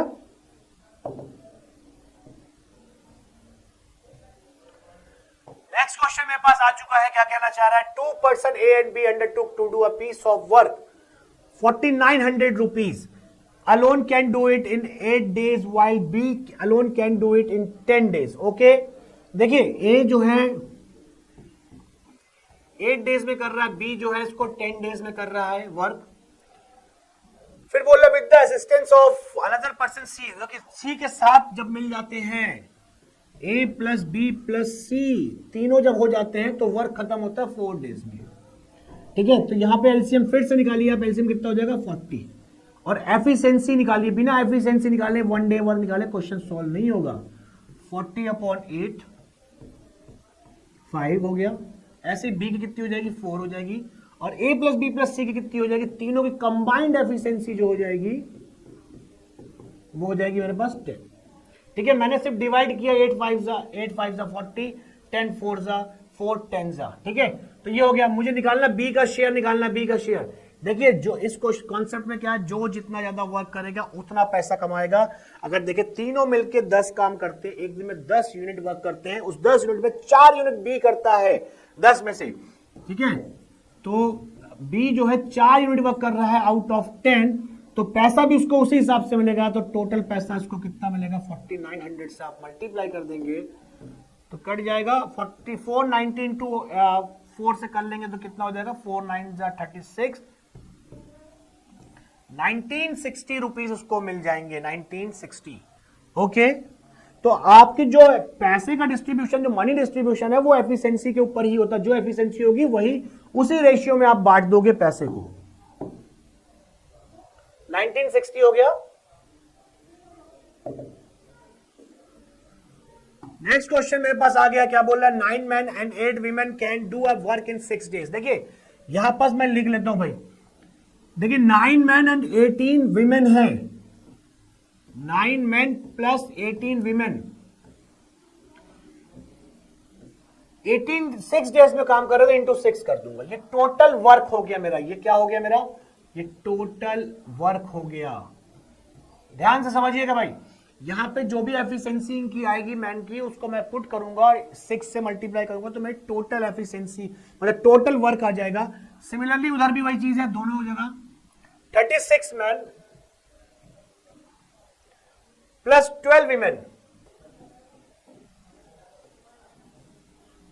कंप्लीट करते, do the same work in 3 days, into 3 कर दिया मैंने। ओके, इंटू 3 कर दिया। देखिए दोनों जगह वर्क तो सेम होने वाला, पर्सन अलग अलग हो रहे हैं। वर्क ये दोनों वर्क हो गए, दोनों आपस में इक्वेट हो जाएंगे। मैं देखिए 3 से काट देता हूं इसको और मैं एम और डब्ल्यू का रेशियो निकालने की कोशिश करता हूं। 18m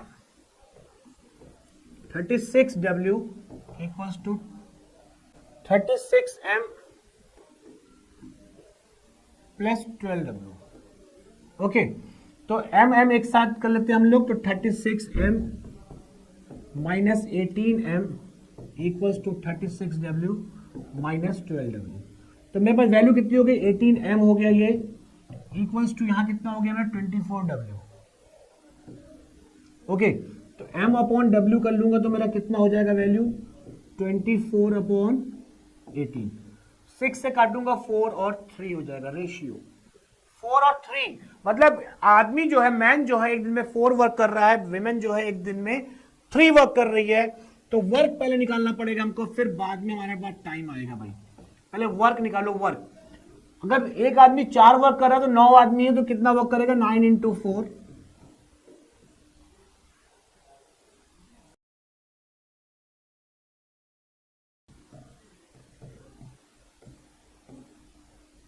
इंटू 6,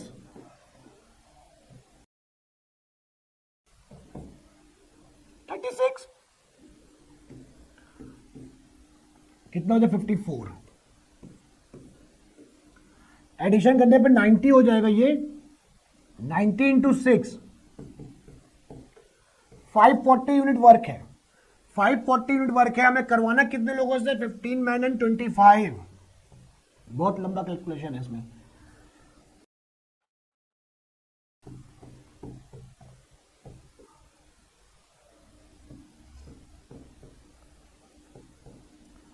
तो 15 यहां पे भी एफिशिएंसी आपको रखनी पड़ेगी, तो वैल्यू हो जाएगा 15 इंटू 4 प्लस 25 इंटू 3। तो ये 60 हो गया और ये कितना हो गया 75। 60 और 75 हो जाएगा 135।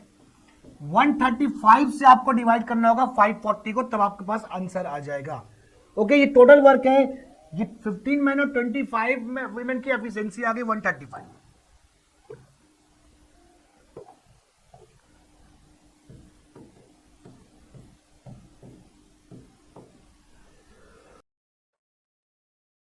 नाइन से काटता हूं मैं,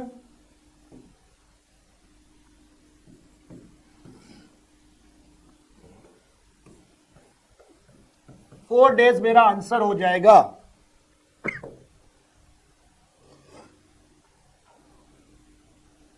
फोर डेज मेरा आंसर। चलिए आगे चलते हैं, देखते हैं। चलिए हमारा नेक्स्ट क्वेश्चन आ चुका है, क्वेश्चन नंबर 158। देखते हैं क्या कहना चाह रहा है। Two persons are walking in the same direction at the speed of 3 km per hour and 5 km per hour respectively. If a train moving in the same direction overtakes them in 20 and 21 seconds. Then find the length of the train. आपको train की length पूछ रहा है। देखिए जिस direction में man चल रहा है उसी डायरेक्शन में ट्रेन भी चल रही है।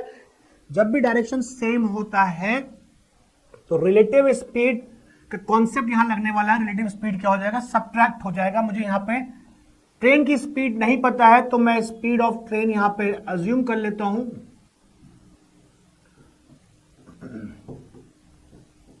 मैंने अज्यूम कर ली x किलोमीटर पर आवर। जब एक ही डायरेक्शन में चल रहे हैं और मैन चल रहा है, पर्सन को क्रॉस कर रहा है, तो जो डिस्टेंस होगा वो ट्रेन की लेंथ होगी। ध्यान रखिएगा, जब भी किसी व्यक्ति को पार कर रहे हो या पोल को क्रॉस कर रहे हो आप, तो जो ट्रेन की लेंथ होगी वही डिस्टेंस ट्रेन चलेगी। तो स्पीड आपकी x हो गई, पर्सन की स्पीड कितनी हो गई मेरे पास x माइनस 3। ये रिलेटिव स्पीड हो गई क्योंकि दोनों एक ही डायरेक्शन में चल रहे हैं। ये इस स्पीड से 20 सेकंड में पार कर रही है ट्रेन। तो ये किलोमीटर पर आवर है, इसको मीटर पर सेकंड में चेंज करने के लिए आपको 5/18 करना पड़ेगा। मीटर पर सेकंड हो गया और टाइम से जब मल्टीप्लाई करोगे तो डिस्टेंस आ जाएगा। ओके, तो ये जो डिस्टेंस आएगा वो ट्रेन की लेंथ आएगी, ध्यान रखिएगा। तो दूसरा कॉन्सेप्ट भी लगा लीजिए आप, x माइनस 5 इंटू 5/18 इंटू 21। ठीक है, 5/18 लिखने चाहने लिखे कोई दिक्कत नहीं, क्योंकि दोनों साइड आने वाला है। मुझे समझाना था इसलिए मैंने 5/18 लिख दिया। क्यों? क्योंकि किलोमीटर पर आवर को मीटर पर सेकंड में चेंज करने के लिए 5/18 से मल्टीप्लाई करना पड़ता है। ओके, ये वैल्यू हो गई। अब इसको मैं सॉल्व करता हूं और x की वैल्यू निकालता हूं, तो मेरा हो जाएगा 20x माइनस 60। यहां पर मेरा कितना हो जाएगा 21x माइनस 105। तो x इक्वल्स टू मेरे पास कितना हो जाएगा 45 किलोमीटर पर आवर। मेरे पास x की वैल्यू मतलब ट्रेन की स्पीड आ चुकी है, मुझे लेंथ निकालना है, तो लेंथ निकालने के लिए इस x की वैल्यू को यहां पुट करना पड़ेगा, तो ये हो जाएगा 45 minus 3 into 20, okay, into 20 into 5/18, उसको भी लोगे आप क्योंकि किलोमीटर पर आवर में है स्पीड और ये सेकंड में है इसलिए लेना पड़ेगा आपको। तो ये हो गया मेरा 42 20 इंटू 5/18। चलिए 6 से काटता हूं, 6 7 जा 6 3 जा, कटेगा नहीं अब ये 100 हो गया, 700 को मैं 3 से डिवाइड लगाऊंगा तो मेरे पास जो वैल्यू आ जाएगी वो 233 होल 1/3 मीटर हो जाएगा आंसर। ठीक है, तो यहां पे मैंने रिलेटिव स्पीड, यहां पे ये डिस्टेंस है, ये भी डिस्टेंस है, डिस्टेंस मतलब ट्रेन की लेंथ हो जाएगी, दोनों साइड निकाल के मैंने सॉल्व कर दिया। 233 होल 1/3 मीटर मेरा आंसर हो जाएगा। चलिए चेक करते हैं, 233 होल 1/3 मीटर। यहां पे सॉल्यूशन दिया हुआ है, आप चेक कर सकते हैं। ओके, देखिए हमारे पास अगला क्वेश्चन हमारे पास आ चुका है, क्वेश्चन नंबर 159। क्या कहना चाह रहा है ये? बोट एंड स्ट्रीम का क्वेश्चन है। अ boat covers 32 kilometre up stream and 36 kilometre down stream in 7 hours while it covers 48 kilometre up stream and 24 kilometre down stream in 8 hours. Find the speed of the boat in still water. ठीक है, देखिए जब concept क्या है कि यहां पे मैंने बोट की स्पीड को सपोज डेट मान लीजिए मैंने x ले लिया और वाटर या स्ट्रीम की स्पीड को मैंने y किलोमीटर पर आवर ले लिया। ठीक है, यहां पे मैं इक्वेशन बनाऊंगा, ध्यान रखिएगा, जब डाउन स्ट्रीम बोट चलती है, डाउन स्ट्रीम, तो दोनों स्पीड आपकी ऐड हो जाएगी x प्लस वाई, और जब अप स्ट्रीम चलती है बोट तो दोनों आपकी क्या हो जाएंगी? सब्ट्रैक्ट हो जाएंगी x माइनस वाई। इसी स्पीड से आपको डिस्टेंस को डिवाइड करके टाइम के इक्वल करना है बस। ठीक है, तो देखिए चलिए मैं एक क्वेश्चन बनाता हूं। पहले 32 किलोमीटर चल रहा है, किस पर? डाउन स्ट्रीम चल रहा है, 32 kilometre in upstream, sorry upstream मतलब x माइनस वाई से डिवाइड करना पड़ेगा, प्लस 36 किलोमीटर डाउन स्ट्रीम है divided by x plus Y equals to कितने आवर्स लग रहे हैं? यहां पर 7 आवर्स। एक इक्वेशन मेरे पास ये बन चुकी है। दूसरी इक्वेशन मैं यहां बनाऊंगा, 24 किलोमीटर मेरा चल रहा है downstream, 24 kilometre downstream and 48 kilometre upstream. पहले 48 है x minus Y plus 24 upon x plus Y equals to 8 hours. ये इक्वेशन नंबर सेकंड होगी। देखिए ये क्वेश्चन लेंदी क्वेश्चन है, अगर हम यहां पे वैल्यू को अपने हिसाब से सपोज कर लेंगे ऑप्शन के थ्रू तो ज्यादा बेस्ट रहेगा, नहीं तो मुझे एक वेरिएबल को एलिमिनेट करना पड़ेगा, मुझे एलिमिनेशन मेथड लगाना पड़ेगा, तो क्वेश्चन लेंदी हो जाएगा। ठीक है, हम देखिए कैसे रफ आइडिया से क्वेश्चन को कर सकते हैं। अगर 32 प्लस 36 को हम देखें तो टोटल मेरा 68 किलोमीटर हो गया 7 आवर में। 7 आवर में 68 किलोमीटर मतलब 9 पॉइंट समथिंग के आसपास स्पीड आ रही है, और यहां पे देखिए तो 72/8 मतलब 9 आ रही है, 9 स्पीड, तो एक जगह 9.1 एक जगह 9 आ रही है। तो हम क्या करते हैं कि वैल्यू को 9 के आसपास, 9 पॉइंट से ज्यादा के आसपास की वैल्यू जो ले सकते हैं। देखिए हमने क्या ले लिया, मान लीजिए 9 पॉइंट, मान लीजिए हमने 10 वैल्यू ले ली कि 10 मेरी वैल्यू जो है, बोर्ड की स्पीड मेरी 10 है। ठीक है, तो यहां पर आपको वैल्यू सेट करना है, 10 यहां पर रखा, y की वैल्यू, वाटर की वैल्यू ऐसा रखिए ताकि यहां पे वैल्यू सब्ट्रैक्ट होने के बाद इसको काटे तो एक नेचुरल नंबर निकल के आए, यहां काटे तो नेचुरल नंबर निकल, दोनों को जोड़ने पे 7 जरूर आना चाहिए। तो देखिए यहां पर अगर 10 रखूंगा, 10 माइनस 2 करूंगा तो 8 होगा, 8 से डिवाइड करने पे 4 आएगा, और 10 प्लस 2 12 होगा, 12 से डिवाइड करने पे 3 आएगा, तो 4 प्लस 3 मेरा 7 बन जाएगा। मतलब मैं y की वैल्यू 2 रखता हूं और चेक करता हूं, यहां पे भी दोनों चेक करना है। 10 माइनस 2 8, 8 से काटूंगा 6 हो जाएगा, 10 प्लस 2 12, 12 से काटूंगा कितना हो जाएगा 2, 6 प्लस 2 8, मतलब मेरे पास बोट की स्पीड जो हो गई वो 10 किलोमीटर पर आवर और स्ट्रीम की स्पीड जो हो गई मेरी 2 किलोमीटर पर आवर हो गई। मैंने अपने हिसाब से अज्यूम कर लिया वैल्यू को। ठीक है, तो मेरा ये आंसर हो गया 10 और 12। आप देख सकते हैं आंसर यहां पास कि 10 और 12 मेरा आंसर है, 10 और 2 मेरा आंसर है, तो बोट पूछा 10 मेरा आंसर हो गया।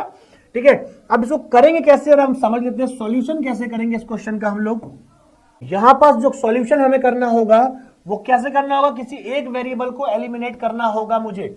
अगर आप देखें 24 और 36 दोनों को मैं 144 बना सकता हूं, तो 24 में मैं क्या मल्टीप्लाई करूं 144 बन जाए, मतलब 6 मल्टीप्लाई कर दूं, और 36 में क्या मल्टीप्लाई कर दूं 4 मल्टीप्लाई कर दूं, मतलब इक्वेशन 1 में मैं 4 से मल्टीप्लाई करूंगा और इक्वेशन सेकंड में मैं 6 से मल्टीप्लाई करूंगा।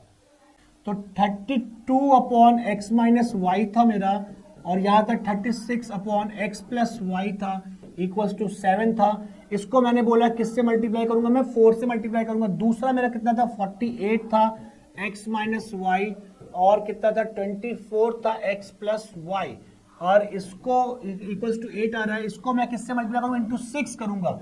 चलिए मल्टीप्लाई करते हैं, 4 से करूंगा, 4 2 सा 8, 4 3 सा 12 upon x minus Y, plus ये हो गया 144 upon x plus Y equals to 28। 6 से मल्टीप्लाई करूंगा, यहां पर 6 से करूंगा तो कितना हो जाएगा मेरे पास, 6 8 जा 48, 4 6 4 जा 24 और 4 28 plus 144 upon x plus Y equals to 6 8 जा 48। अब यहां पे मैं सब्ट्रैक्ट करके वेरिएबल को पूरा एलिमिनेट कर दूंगा, ये वाले वेरिएबल को। तो 28 माइनस 48 मेरा माइनस 20 हो गया, और यहां पे अगर मैं सब्ट्रैक्ट करूंगा तो 288 माइनस 128, 8 मेरा कितना हो जाएगा 0, और 8 में से 2 6, 2 में से 1 6, 160 minus 160 equals to minus 20। Minus minus cancel out, तो मेरे पास x minus Y equals to कितना आ गया, 8 आ गया।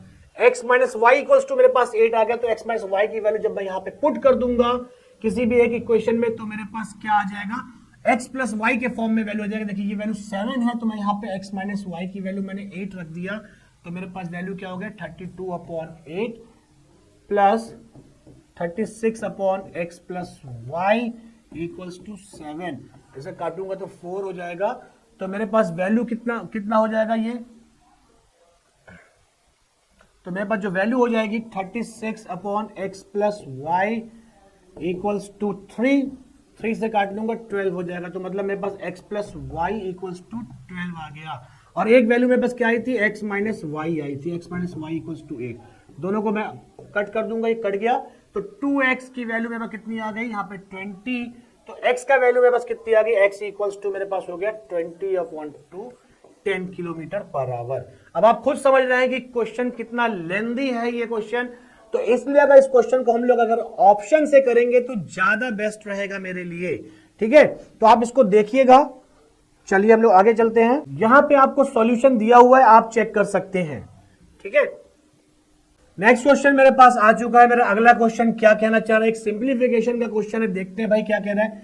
देखिए यहां पर लिखा हुआ है 4.5 इंटू 4.5 इंटू 4.5 इंटू 4.5, 4 बार लिखा है मैंने, 4 बार लिख दिया है, डिवाइडेड बाय कितना है 225, ठीक है। फिर अगेन डिवाइड, अगर डिवाइड लगाऊंगा तो ये क्या हो जाएगा, नीचे आके आपका ये इसके साथ मल्टीप्लाई हो जाएगा 25, और प्लस कितना है आपके पास 5 की पावर 3, ठीक है। चलिए इसको मैं सॉल्व करता हूं पहले। अगर मैं यहाँ पे 1 2 3 4 बार मेरे पास अगर मैं चारों के पॉइंट रिलीज करता हूं, तो यहां पास मुझे 10,000 से मल्टीप्लाई करना पड़ेगा, ठीक है।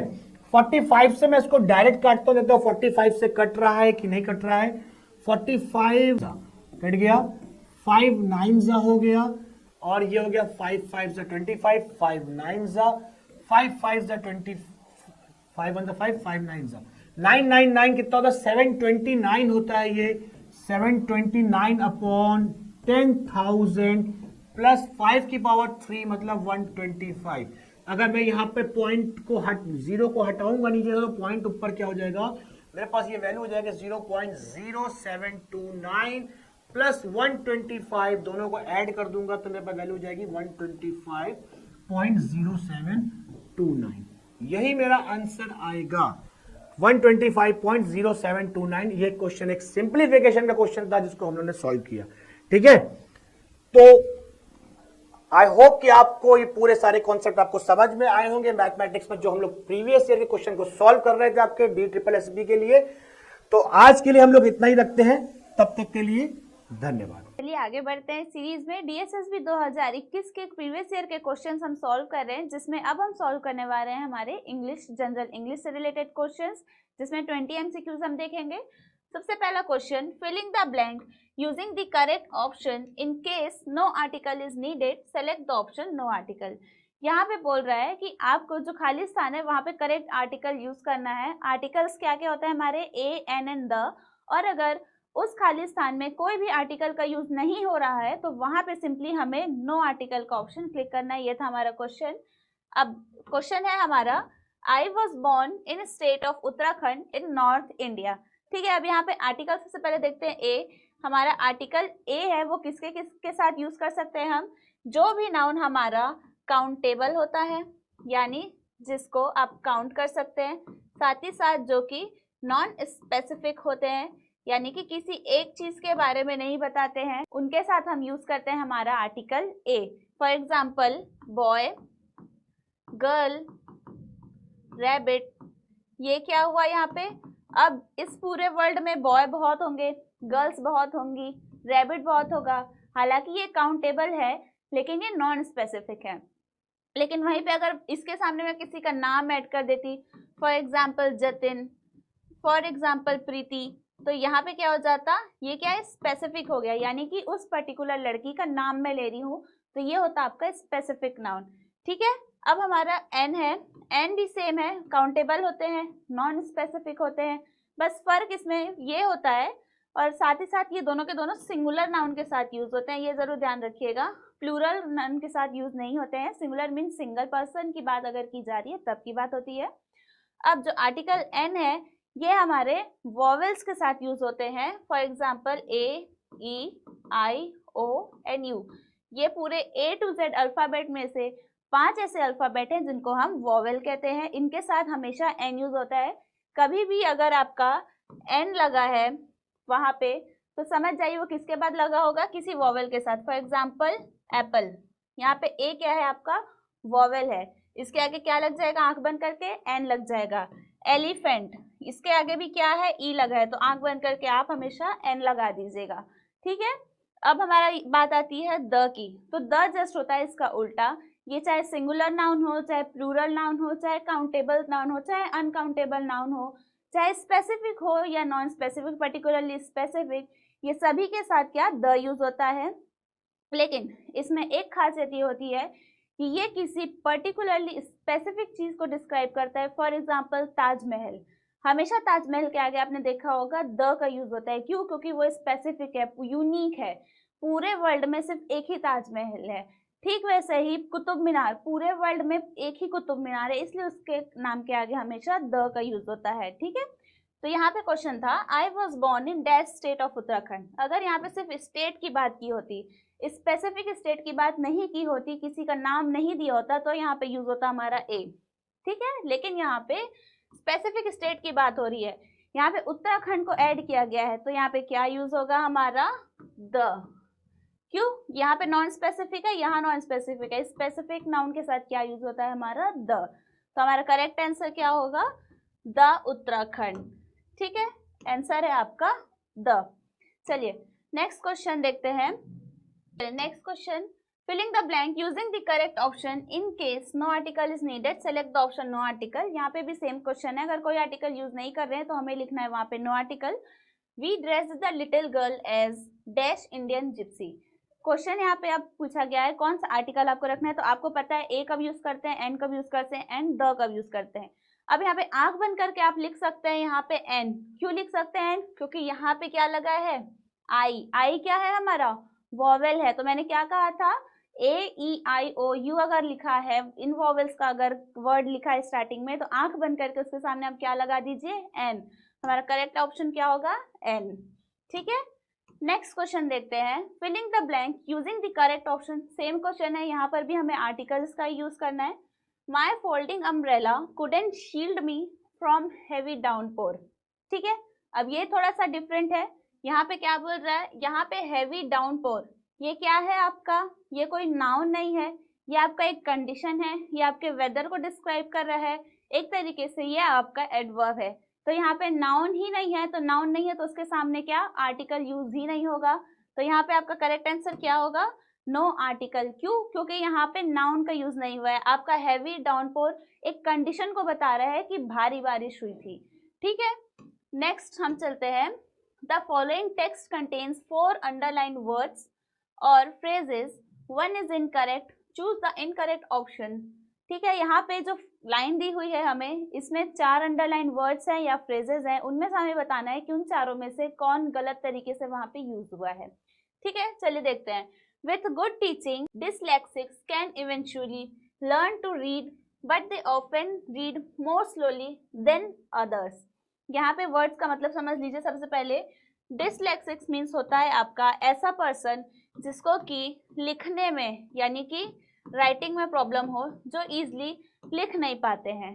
ठीक है, नेक्स्ट है इवेंचुअली यानी कि इन द एंड यानी लास्ट में। ठीक, यहाँ पे आगे समझेंगे अभी हम।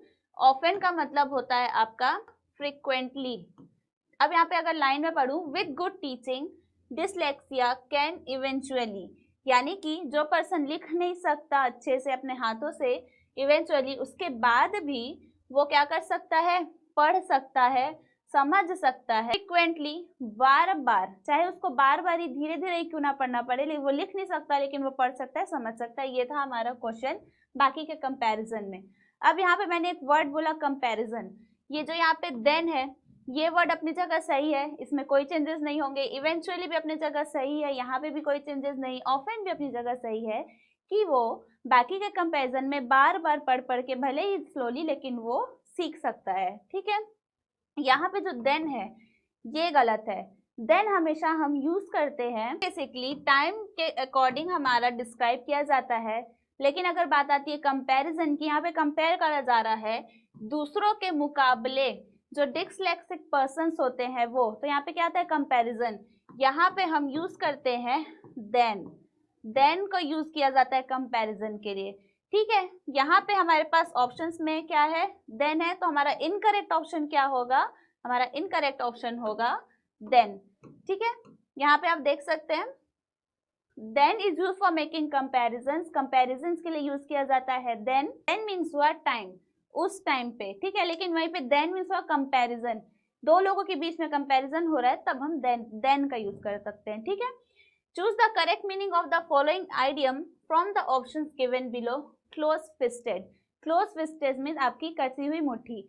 इसका मतलब, ये एक फ्रेज है, ये आइडिया में मुहावरा है। इसका सबसे पहले मतलब समझ लीजिए कि क्लोज फिस्टेड का मतलब क्या होता है। ठीक है, सबसे पहले क्लोज फिस्टेड का मतलब होता है मुट्ठी कस के रखना, यानी कि उसके हाथ से पैसा जल्दी नहीं निकलता। ऐसा इंसान जो ज्यादा खर्चे नहीं करता, कंजूसी करता है, उसको बोलते हैं हम लोग क्लोज फिस्टेड इंसान। यहाँ पे आपके पास नेक्स्ट ऑप्शन था मिसर। मिसर का मतलब होता है who extremely reluctant to spend money, यानी कि बहुत कंजूसाई जो करता है, पैसा खर्च करने में 4 बार सोचता है, उसको बोलते हैं हम मिसर इंसान। फिर होता है स्पेंड्रिफ्ट, यानी कि दिल खोल के खर्च करने वाला, वेस्टफुल तरीके से पैसा खर्च करने वाले को बोलते हैं स्पेंड्रिफ्ट। जनरस होता है, जनरस मीन्स हाँ वो पैसे खर्च कर रहा है लेकिन वहीं जहाँ पे उसकी नेसेसिटी है, जहाँ पे उसकी जरूरत है, उसके दूसरों के साथ शेयर भी करता है। नेक्स्ट वर्ड है पावरफुल, यानी कि जिसके पास स्ट्रेंथ है, पावर है, उसको बोलते हैं हम पावरफुल। तो यहाँ पे क्लोज फिस्टेड के एकदम करीब वर्ड कौन सा बैठ रहा है? हमारा मिसर। तो हमारा यहाँ पे करेक्ट ऑप्शन क्या होगा? मिसर। दोनों का ही मतलब होता है वन, जो पैसा खर्च नहीं करना चाहते हैं, जो कि बहुत कंजूस होते हैं, उनको बोलते हैं मिसर। उसी का आइडियम होता है क्लोज फिस्टेड। ठीक है, नेक्स्ट है अब choose the correct one word substitution of the given sentence from the option given below. यहाँ पे ये जो सेंटेंस है इसका हमें वन वर्ड देना है। जैसे कि बहुत सारे जब लोग इकट्ठा हो जाते हैं, जो भीड़ इकट्ठा होती है, उसको हम बोलते हैं क्राउड बोलते हैं। ऐसा नहीं बोलते हैं कि वहाँ इतने नंबर ऑफ पीपल्स थे, उसको हम बोलते हैं सिंपली एक वर्ड में बोलते हैं भीड़, क्राउड। ठीक वैसे यहाँ पे a women hand bag in earlier days were called as. जो औरतें थी पुराने जमाने में जो हैंड बैग यूज करती थी, उन वुमेन्स को हम क्या कहते हैं? यहाँ पे ये कहना चाह रहा है। सबसे पहला ऑप्शन है आपका होल्ड डॉल, सेकंड है रेटिक्यूल, थर्ड है बैकपैक एंड फोर्थ है वॉलेट। बैकपैक मीन्स आप समझ ही गए, जो बैकपैक आप कैरी करते हैं, कहीं ट्रैवल करते हैं, जो बैकपैक आपके पीठ में होता है या आपके बैग से लगा होता है, वो होता है आपका बैकपैक। वॉलेट जो मेन बेसिकली वेयर करते हैं, कैरी करते हैं, वो होता है उनका वॉलेट। होल्ड बॉल मीन्स होता है आपका एक ऐसा सूटकेस जिसमें आपकी बहुत सारी चीजें जो ट्रेवल के दौरान आप लेके चलते हैं, जो ट्रॉली होती है वो होता है आपका होल्ड बॉल। रेटिक्यूल मीन्स होता है ऐसा बैग जो कि वुमेन्स कैरी करती हैं अपने पर्सनल बिलोंगिंग्स के लिए, जिनमें उनका पर्सनल सामान होता है, चाहे वो मेकअप का हो, चाहे फोन हो, चाहे जो भी चीजें हो, वॉलेट हो, उसको बोलते हैं हम लोग रेटिक्यूल। तो हमारा करेक्ट ऑप्शन क्या हो गया? रेटिक्यूल। नेक्स्ट क्वेश्चन है, read the following sentences and identify the part that has an error. ये एक सेंटेंस है जो कि टुकड़ों में कर दिया गया है। इनमें से हमें ये बताना है कि ऐसा कौन सा वो पार्ट है जिसमें गलती है, जिसमें मिस्टेक है। हमारा सेंटेंस है, she spoke so soft that we could hardly hear her. यहाँ पे अब हमें वर्ड्स को देखना है कि कहाँ पे गलती हो सकता है। तो शी स्पोक, ठीक है, वो बोलती है, सो सॉफ्ट, बहुत धीमे, that we could hardly hear her. अब यहाँ पे एक चीज आपको ध्यान रखना है, जो यहाँ पे वर्ड है सो सॉफ्ट, ये क्या है? आपका एडवर्ब है, यानी ये आपके वर्ब को डिस्क्राइब करता है। वो कैसे बोलती है? बहुत धीमे बोलती है। तो ये सॉफ्ट नहीं होगा, यहाँ पे सॉफ्टली हो जाएगा, क्योंकि जो एडवर्ब होता है उसमें एल वाई लगा ही होता है। जैसे कि पेशेंट, पेशेंटली, यानी शांति से सुनना। तो यहाँ ऐसे वर्ड्स जो कि हमारे वर्ब को डिस्क्राइब करते हैं उनको बोलते हैं हम एडवर्ब। यहाँ पे हमारा एडवर्ब है सो सॉफ्ट, लेकिन ये गलत है, ये होगा सो सॉफ्टली। ठीक है, हमारा आंसर क्या होगा यहाँ पे? So softly. यहाँ पे सो सॉफ्ट की जगह आएगा हमारा क्या? So softly. ये देखें in sentence, so is an adverb modifying the adverb softly, यानी कि वो उस वर्ब को मॉडिफाई कर रहा है कि वो बहुत बोलती तो है लेकिन कैसे? बहुत धीमे। तो which describes the manner in which she spoke. ठीक है, यहाँ पे आपका क्या हो जाएगा? सॉफ्टली होगा आपका आंसर। नेक्स्ट है, read the following sentences and identify the part that has an error. Same question है, यहाँ पे भी हमें एरर आइडेंटिफाई करना है। Anu said to her mother, please don't buy the expensive bags, buy the cheaper ones. यहाँ पे अब ना वर्ब का खेल है ना एडवर्ब का खेल है। Anu said to her mother, ये एकदम ठीक है कि अनु ने अपनी माँ से कहा, प्लीज डोंट बाय, प्लीज मत खरीदना, द एक्सपेंसिव बैग्स, महंगे bags, buy the cheaper ones. यहाँ पे सिर्फ और सिर्फ एक एपोस्ट्रोफी की वजह से आपका जो ये वंस का वर्ड है, जो ये वंस है, ये गलत हो गया। इसके जगह आपका आएगा वंस, ये वाला आएगा। ये जो एपोस्ट्रोफी है ये आपके सारे खेल को बिगाड़ रहा है। ठीक है, ये क्या है? आपके पॉसेसिव प्रोनाउंस को बता रहा है। पॉसेसिव प्रोनाउन यानी कि ऐसे वर्ड्स जो आपके नाउन को डिफाइन करते हैं उनको बोलते हैं हम लोग प्रोनाउन। यहाँ पे आपके नाउन को डिफाइन तो नहीं कर रहा है। आपका नाउन क्या है? यहाँ पे अनु, अनु को डिफाइन तो नहीं कर रहा है। यहाँ पे आपका है हर, हर आपका क्या होता है? प्रोनाउन होता है किसका? आपके नाउन का। अनु लड़की है इसलिए वहाँ पे हर का यूज किया गया है। उसकी मम्मा लड़की है इसलिए यहाँ पे हर का यूज किया गया है। यहाँ पे प्रोनाउन का यूज किया जा रहा है जो कि क्या है? यहाँ पे बेसिकली ये गलत है। यहाँ पे क्या होगा? बाय द चीपर वन, यानी कि लेना सस्ता वाला। तो यहाँ पे आंसर होगा आपका वंस। इसलिए आपका मिस्टेक कहाँ पे आ रहा है?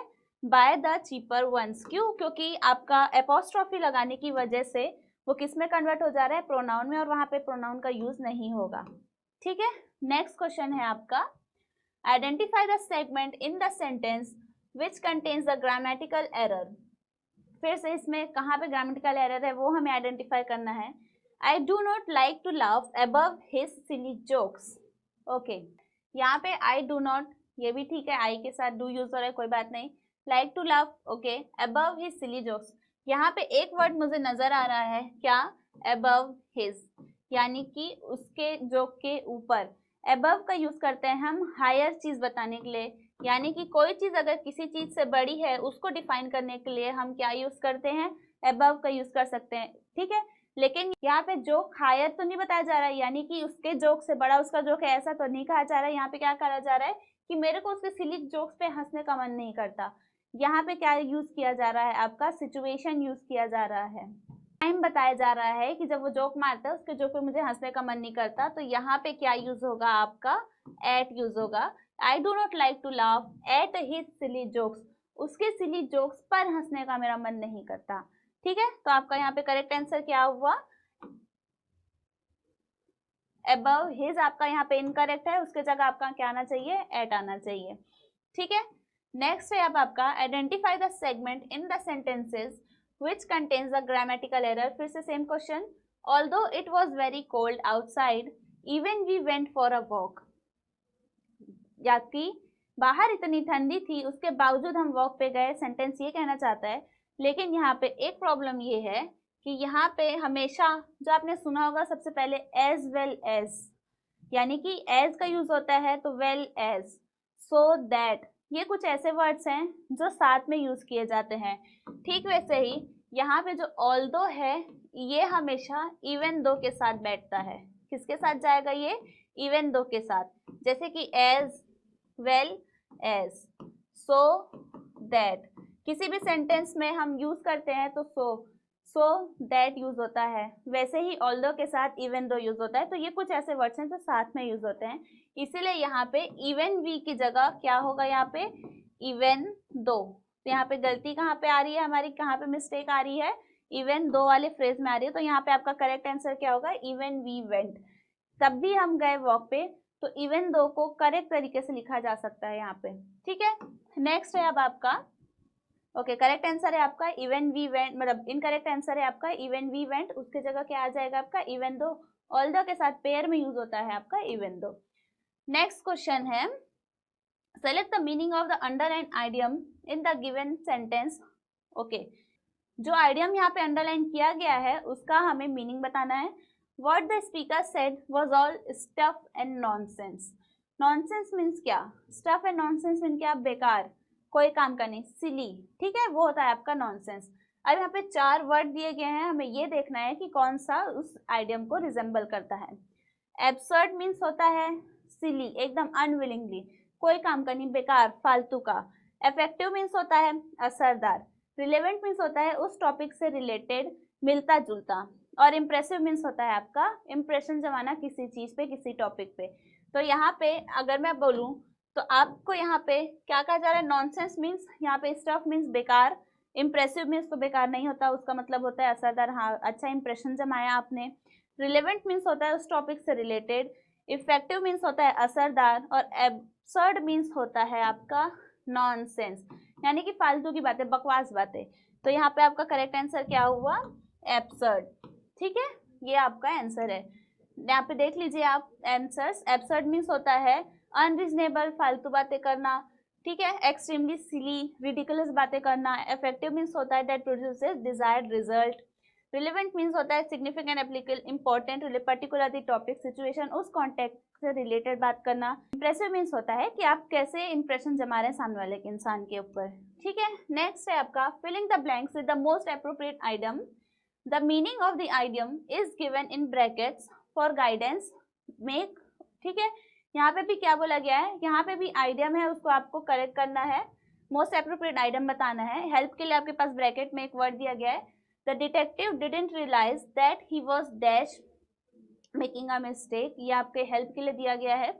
The wrong tree by following prey to the wrong version of the story. यहाँ पे आपके पास चार ऑप्शन है, climbing down, barking up, barking down and climbing up. इन चारों में से आपको ये देखना है कि वहां पे जो मिस्टेक वर्ड यूज किया गया था उस ब्रैकेट में वो किससे रिजेंबल करता है इस फ्रेज में। यहाँ पे अगर मैं बात करूँ, बार्किंग अप का मतलब होता है आपका क्या? Means to pursue a mistaken or misguided, यानी कि आपको रास्ता भटकाया गया है, आपको गलती हुई हो, वो हो गया आपका मतलब बार्किंग अप का। क्लाइंबिंग डाउन मतलब एक कॉमन इडियम है ही नहीं है। पहली बात, ऐसा कोई वर्ड हम यूज नहीं करते हैं, लेकिन कई जगह किसी किसी सिचुएशन में इसका यूज होता है। इसका मतलब होता है विदड्रॉ, यानी कि अपने आप को उस चीज से पीछे करना, जो मिस्टेक आपने की है अपने आप को उस चीज से दूर करना, वो हो गया आपका क्लाइंबिंग डाउन। लास्ट में आपका वर्ड आता था बार्किंग डाउन, यहाँ पे बार्किंग डाउन है। बार्किंग डाउन भी आपका कोई एक करेक्ट इडियम नहीं है, कोई ये करेक्ट फ्रेज नहीं है, इसलिए यहाँ पे आपका करेक्ट ऑप्शन क्या दिख रहा है मुझे? Simply barking up. Barking up का भी मतलब क्या होता है? Pursue a mistake. ठीक है, तो यहाँ पे आपका करेक्ट ऑप्शन क्या होगा? Barking up. नेक्स्ट क्वेश्चन अब देखते हैं, select the one word substitute for the underline group of words in the given sentence. Today's board meeting was going to be a long one. I saw the secretary placing a long list of items to be discussed during the meeting on his table। यहाँ पे आपको एक underline sentence दिया गया है, कुछ group of words है, यानी कि अनेक शब्दों का एक शब्द आपको यहाँ पे बताना है, वन वर्ड सब्स्टिट्यूशन बताना है आपको इतने लंबे से शब्द का। यहाँ पे क्या आ गया है, a list of items to be discussed, एक लिस्ट है आइटम्स की जिसको डिस्कस करना है मीटिंग में। अब एजेंडा का मतलब क्या होता है, लिस्ट होती है चीज़ों की, चाहे वो कोई भी चीज़ हो जिसको किसी एक मीटिंग में डिस्कस किया जाता है। जैसे कि नरेंद्र मोदी एजेंडा पास करते हैं, तो लिस्ट ऑफ चीज़ें पास करते हैं वो जो कि उस ईयर में वो करेंगे।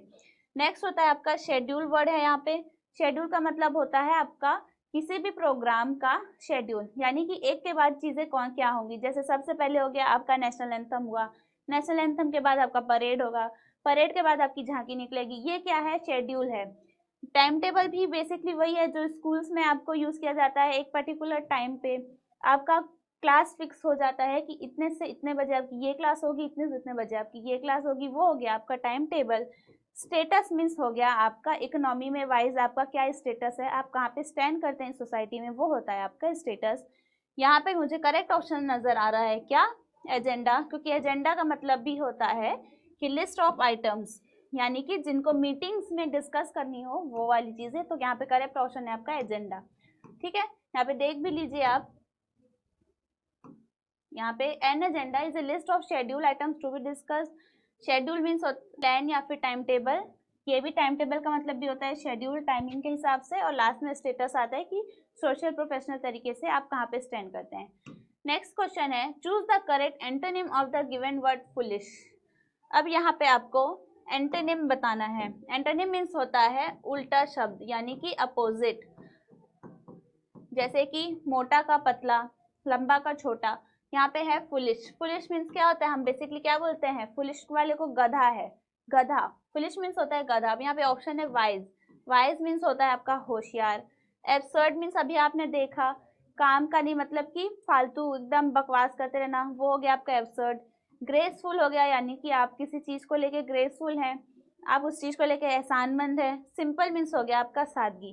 तो यहाँ पे करेक्ट ऑप्शन क्या होगा, फुलिश। गधे का मतलब क्या, होशियार। तो यहाँ पे आंसर होगा हमारा वाइज। किसी भी वर्ड्स को आपको अगर गेस करना है तो सबसे पहले आपको उन ऑप्शंस में दिए गए जो वर्ड्स हैं उनका मतलब पता होना चाहिए, आपके लिए इजी हो जाएगा फिर क्वेश्चन सॉल्व करना। ठीक है, यहाँ पे करेक्ट ऑप्शन है हमारा वाइज।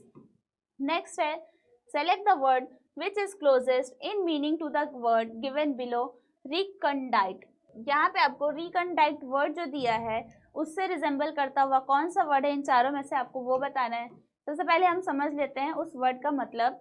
रिकंडाइट का मतलब होता है refers to something that is absurd, hidden, difficult to understand, यानी कि जो चीज़ें आपको समझ नहीं आई, आपको मुश्किल हो रहा है समझने में, वो होता है आपका रिकंडाइट।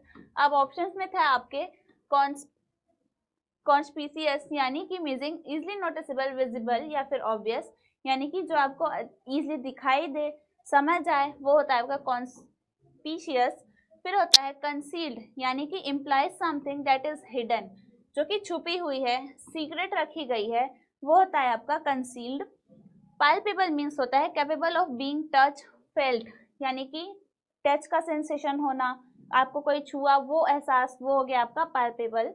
रेस्पॉन्सिबल मीन्स हो गया जिम्मेदारी, आपके ऊपर रिस्पॉन्सिबिलिटीज होती हैं, वो आपकी क्या है, जिम्मेदारी। तो यहाँ पे करेक्ट ऑप्शन मेरे को क्या दिखाई दे रहा है, यहाँ पे भी वर्ड मुझे नजर आ रहा है छुपा हुआ, यानी नहीं बताया जा रहा है। यहाँ पे भी मुझे नजर आ रहा है छुपा हुआ, क्या समझ में नहीं आना।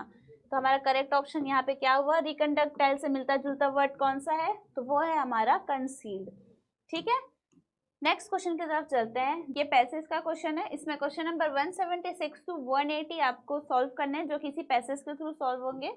पहला क्वेश्चन है, choose the most appropriate option to fill blank number 1। उस पैसेज का ब्लैंक नंबर 1 है, तो government has to set up a mobile phone manufacturing company in the town, it will dash as many as jobs across people. इसमें कहा गया है एक government है, उसको एक मोबाइल कंपनी का सेटअप करना है, उससे क्या होगा, कंट्री में 2000 लोगों को जॉब मिलेगा। ठीक है, ऑप्शन आपके पास क्रिएट, मेक, स्टार्ट, डिस्कवर, इनमें से आप देखना है कि यहाँ पे कौन सा वर्ड फिट बैठता है। तो इट विल क्रिएट, हाँ वो क्या दे करेगा, क्रिएट करेगा, एक मौका देगा, यानी कि एक सिचुएशन होगा वहाँ पे, क्या कि वहाँ पे लोगों को जॉब मिलेगी। मेक, बनाएगा, जॉब बनाई जाती है क्या, नहीं, ठीक है, वो क्रिएट की जाती है।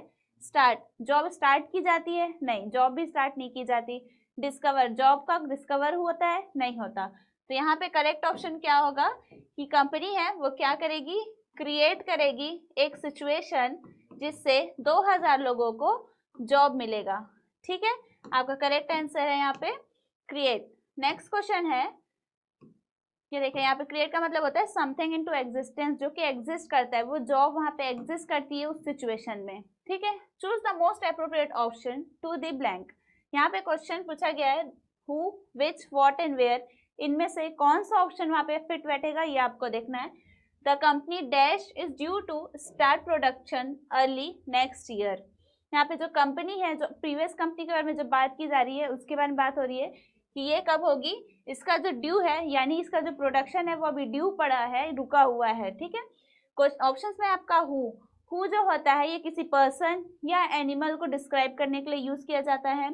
विच होता है ये आपके प्रीवियसली जो चीज बात हुई है उसके रिगार्डिंग आपका क्वेश्चन अगर है तो उसके लिए डिस्क्राइब किया जाता है। व्हाट का मतलब सिंपली क्वेश्चन पूछना होता है। एंड वेयर का मतलब होता है जब वो डायरेक्शन टाइम की बात की जा रही है तो वहाँ पे वेयर का यूज करते हैं। तो यहाँ पे अगर मैं बात करूँ तो हु नहीं क्यों, यहाँ पे कोई पर्सन की बात नहीं हो रही है। हाँ, प्रीवियस में जिस बारे में बात हुई है, जिस कंपनी के बारे में बात हुई है उसी की बात हो रही है, इसलिए यहाँ पे एक पॉसिबिलिटी है कि यहाँ पे क्या आएगा, विच आएगा। ठीक है, यहाँ पे कोई क्वेश्चन नहीं पूछा जा रहा है, यहाँ पे कोई क्वेश्चन नहीं पूछा जा रहा है। व्हाट हमेशा आगे लगता है और लास्ट में क्वेश्चन मार्क होता है, तो यहाँ पे कोई क्वेश्चन नहीं पूछा जा रहा है। टाइम एंड कंडीशन की भी बात नहीं हो रही है यहाँ पे। यहाँ पे क्या हो रही है, the company which is due, यानी कंपनी जो कि पेंडिंग में है अभी टू स्टार्ट प्रोडक्शन। ठीक है, यहाँ पे करेक्ट आंसर आपका क्या हो जाएगा, आपका करेक्ट आंसर होगा विच।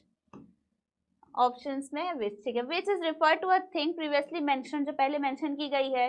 हु का होता है कि पीपल या एनिमल के बारे को जब डिस्क्राइब करने क्वेश्चन पूछना है तब हु हो जाए। व्हाट आप सिंपली क्वेश्चन पूछने के लिए करते हैं। एंड वेयर का यूज होता है आपके प्लेसेस या फिर लोकेशन डायरेक्शन को दर्शाने के लिए। ठीक है, फिर है choose the most appropriate option to fill blank number 3।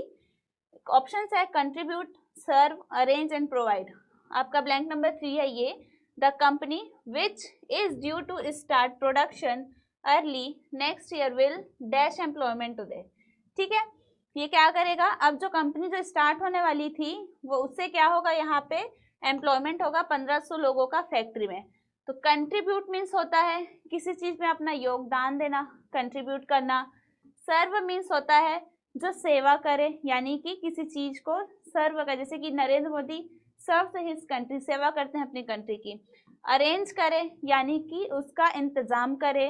Provide करे यानी कि उसको दे। यहाँ पे जो ऑप्शंस है उसके हिसाब से जो आपकी कंपनी है वो क्या कर रही है, एम्प्लॉयमेंट प्रोवाइड कर रही है, ना ही वो कंट्रीब्यूट कर रही है। वो कोई कंट्रीब्यूशन नहीं कर रही है किसी चीज में, कुछ रनिंग चीज है उसमें अगर कुछ योगदान दे वो होता है आपका कंट्रीब्यूट। सर्व भी नहीं कर रही है वो, ना ही अरेंज कर रही है, वो क्या कर रही है, प्रोवाइड कर रही है। क्या, एम्प्लॉयमेंट प्रोवाइड कर रही है लोगों को। ठीक है, नेक्स्ट ऑप्शन है आपका choose the most appropriate option to fill blank number 4। Options में है unit, parts, models and divisions. आपका यहाँ पे जो ऑप्शन नंबर 4 है, later when the company begins operations in other dash of the country there will be more employment. इसका कहने का मतलब है जब कंपनी ये जो ऑपरेशंस यानी कि जो वो टास्क शुरू करने वाली है अगर वो कंट्री के दूसरे हिस्से में भी करे तो वहाँ पे क्या होगा, वहाँ पे ज्यादा एम्प्लॉयमेंट होगा। ऑप्शंस में है unit, parts, models and divisions. Divisions यहाँ पे हाँ हो सकता है, मॉडल्स नहीं हो सकता। अब यहाँ पे आप पहले ऑप्शंस को समझ लीजिए। आपके पास है डिवीजन जो कि क्या बताता है, जियोग्राफिकल एरिया को बताता है। जो स्टेट है अलग अलग डिविजन्स में टूटता है। जो आपकी जो सिटीज है वो भी अलग डिविजन्स में टूटती हैं, यानी कि अगर जियोग्राफिकल लैंड की बात की जा रही है तो वो क्या होते हैं, डिविजन्स में टूटते हैं। मॉडल्स जो होता है आपका ये क्या होता है, प्रोडक्ट या सिस्टम या किसी कॉन्सेप्ट के बारे में बात की जाती है, बोलते हैं ना मॉडल, उसका उस पर्टिकुलर ऑब्जेक्ट का ये मॉडल है, सैंपल है। पार्ट्स में होता है कंप्लीट सेक्शन या फिर होल, यानी कि पूरे एक सेक्शन का एक छोटा सा टुकड़ा, वो होता है आपका पार्ट। और इसको यूनिट भी कहा जाता है in the terms of mathematical. Okay, यहाँ पे अब यहाँ पे ऑप्शंस में आपको क्या दिख रहा है, डिविजन्स। क्यों, क्योंकि यहाँ पे क्या बात हो रही थी कि कंट्री के दूसरे पार्ट में यानी कि कंट्री के दूसरे डिविजन्स में। कंट्री आपका क्या है, एक ज्योग्राफिकल एरिया है, उसमें क्या होते हैं, डिविजन्स होते हैं, ना ही उसमें पार्ट होता है, ना ही उसमें यूनिट होता है। ठीक है, आपका करेक्ट आंसर यहाँ पे क्या होगा, डिविजन्स। नेक्स्ट क्वेश्चन देखते हैं, choose the most appropriate option to fill the blank number 5। अब ब्लैंक नंबर 5 में आपके कौन से ऑप्शन आ सकते हैं, ऑप्शन है आपके पास courses, movement, opportunities and connections. तो later when the company begins operations in the other divisions of the country there will be more employment dash for young people। कौन से पीपल के लिए, यंग पीपल के लिए क्या होगा यहाँ पे, कोर्सेज है क्या, कंपनी कुछ कोर्स प्रोवाइड कर रही है, डी फार्मा बी फार्मा कुछ कोर्स प्रोवाइड कर रही है, नहीं। मूवमेंट दे रही है, कोई मूवमेंट बना रही है क्या आपके लिए, कोई यादगार पल बना रही है, नहीं। आपको अपॉर्चुनिटीज दे रही है कंपनी, हाँ बिल्कुल, आपको वो कंपनी जॉब करने के लिए अपॉर्चुनिटीज दे रही है। कनेक्शन बनाने का काम कर रही है क्या आपके साथ, नहीं। कंपनी क्या कर रही है, उन 1500 लोगों को, खासकर जो यंग पीपल हैं, उनके लिए एक जॉब अपॉर्चुनिटी बना रही है। तो इसका आंसर क्या होगा हमारा, अपॉर्चुनिटीज। ठीक है, यहाँ पे खत्म होता है हमारा DSSB 2021 का पार्ट 4, यानी कि लास्ट पार्ट आपका एक्सप्लेनेशन का, जो कि था आपका नॉन फार्मा पोर्शन। ठीक ऐसे ही आगे आपको DSSB के और भी 3 प्रीवियस ईयर्स के पेपर्स के आपको वीडियोस विद एक्सप्लेनेशन जल्द ही प्रोवाइड करे जाएंगे। बने रहिए हमारे साथ। Thank you for watching.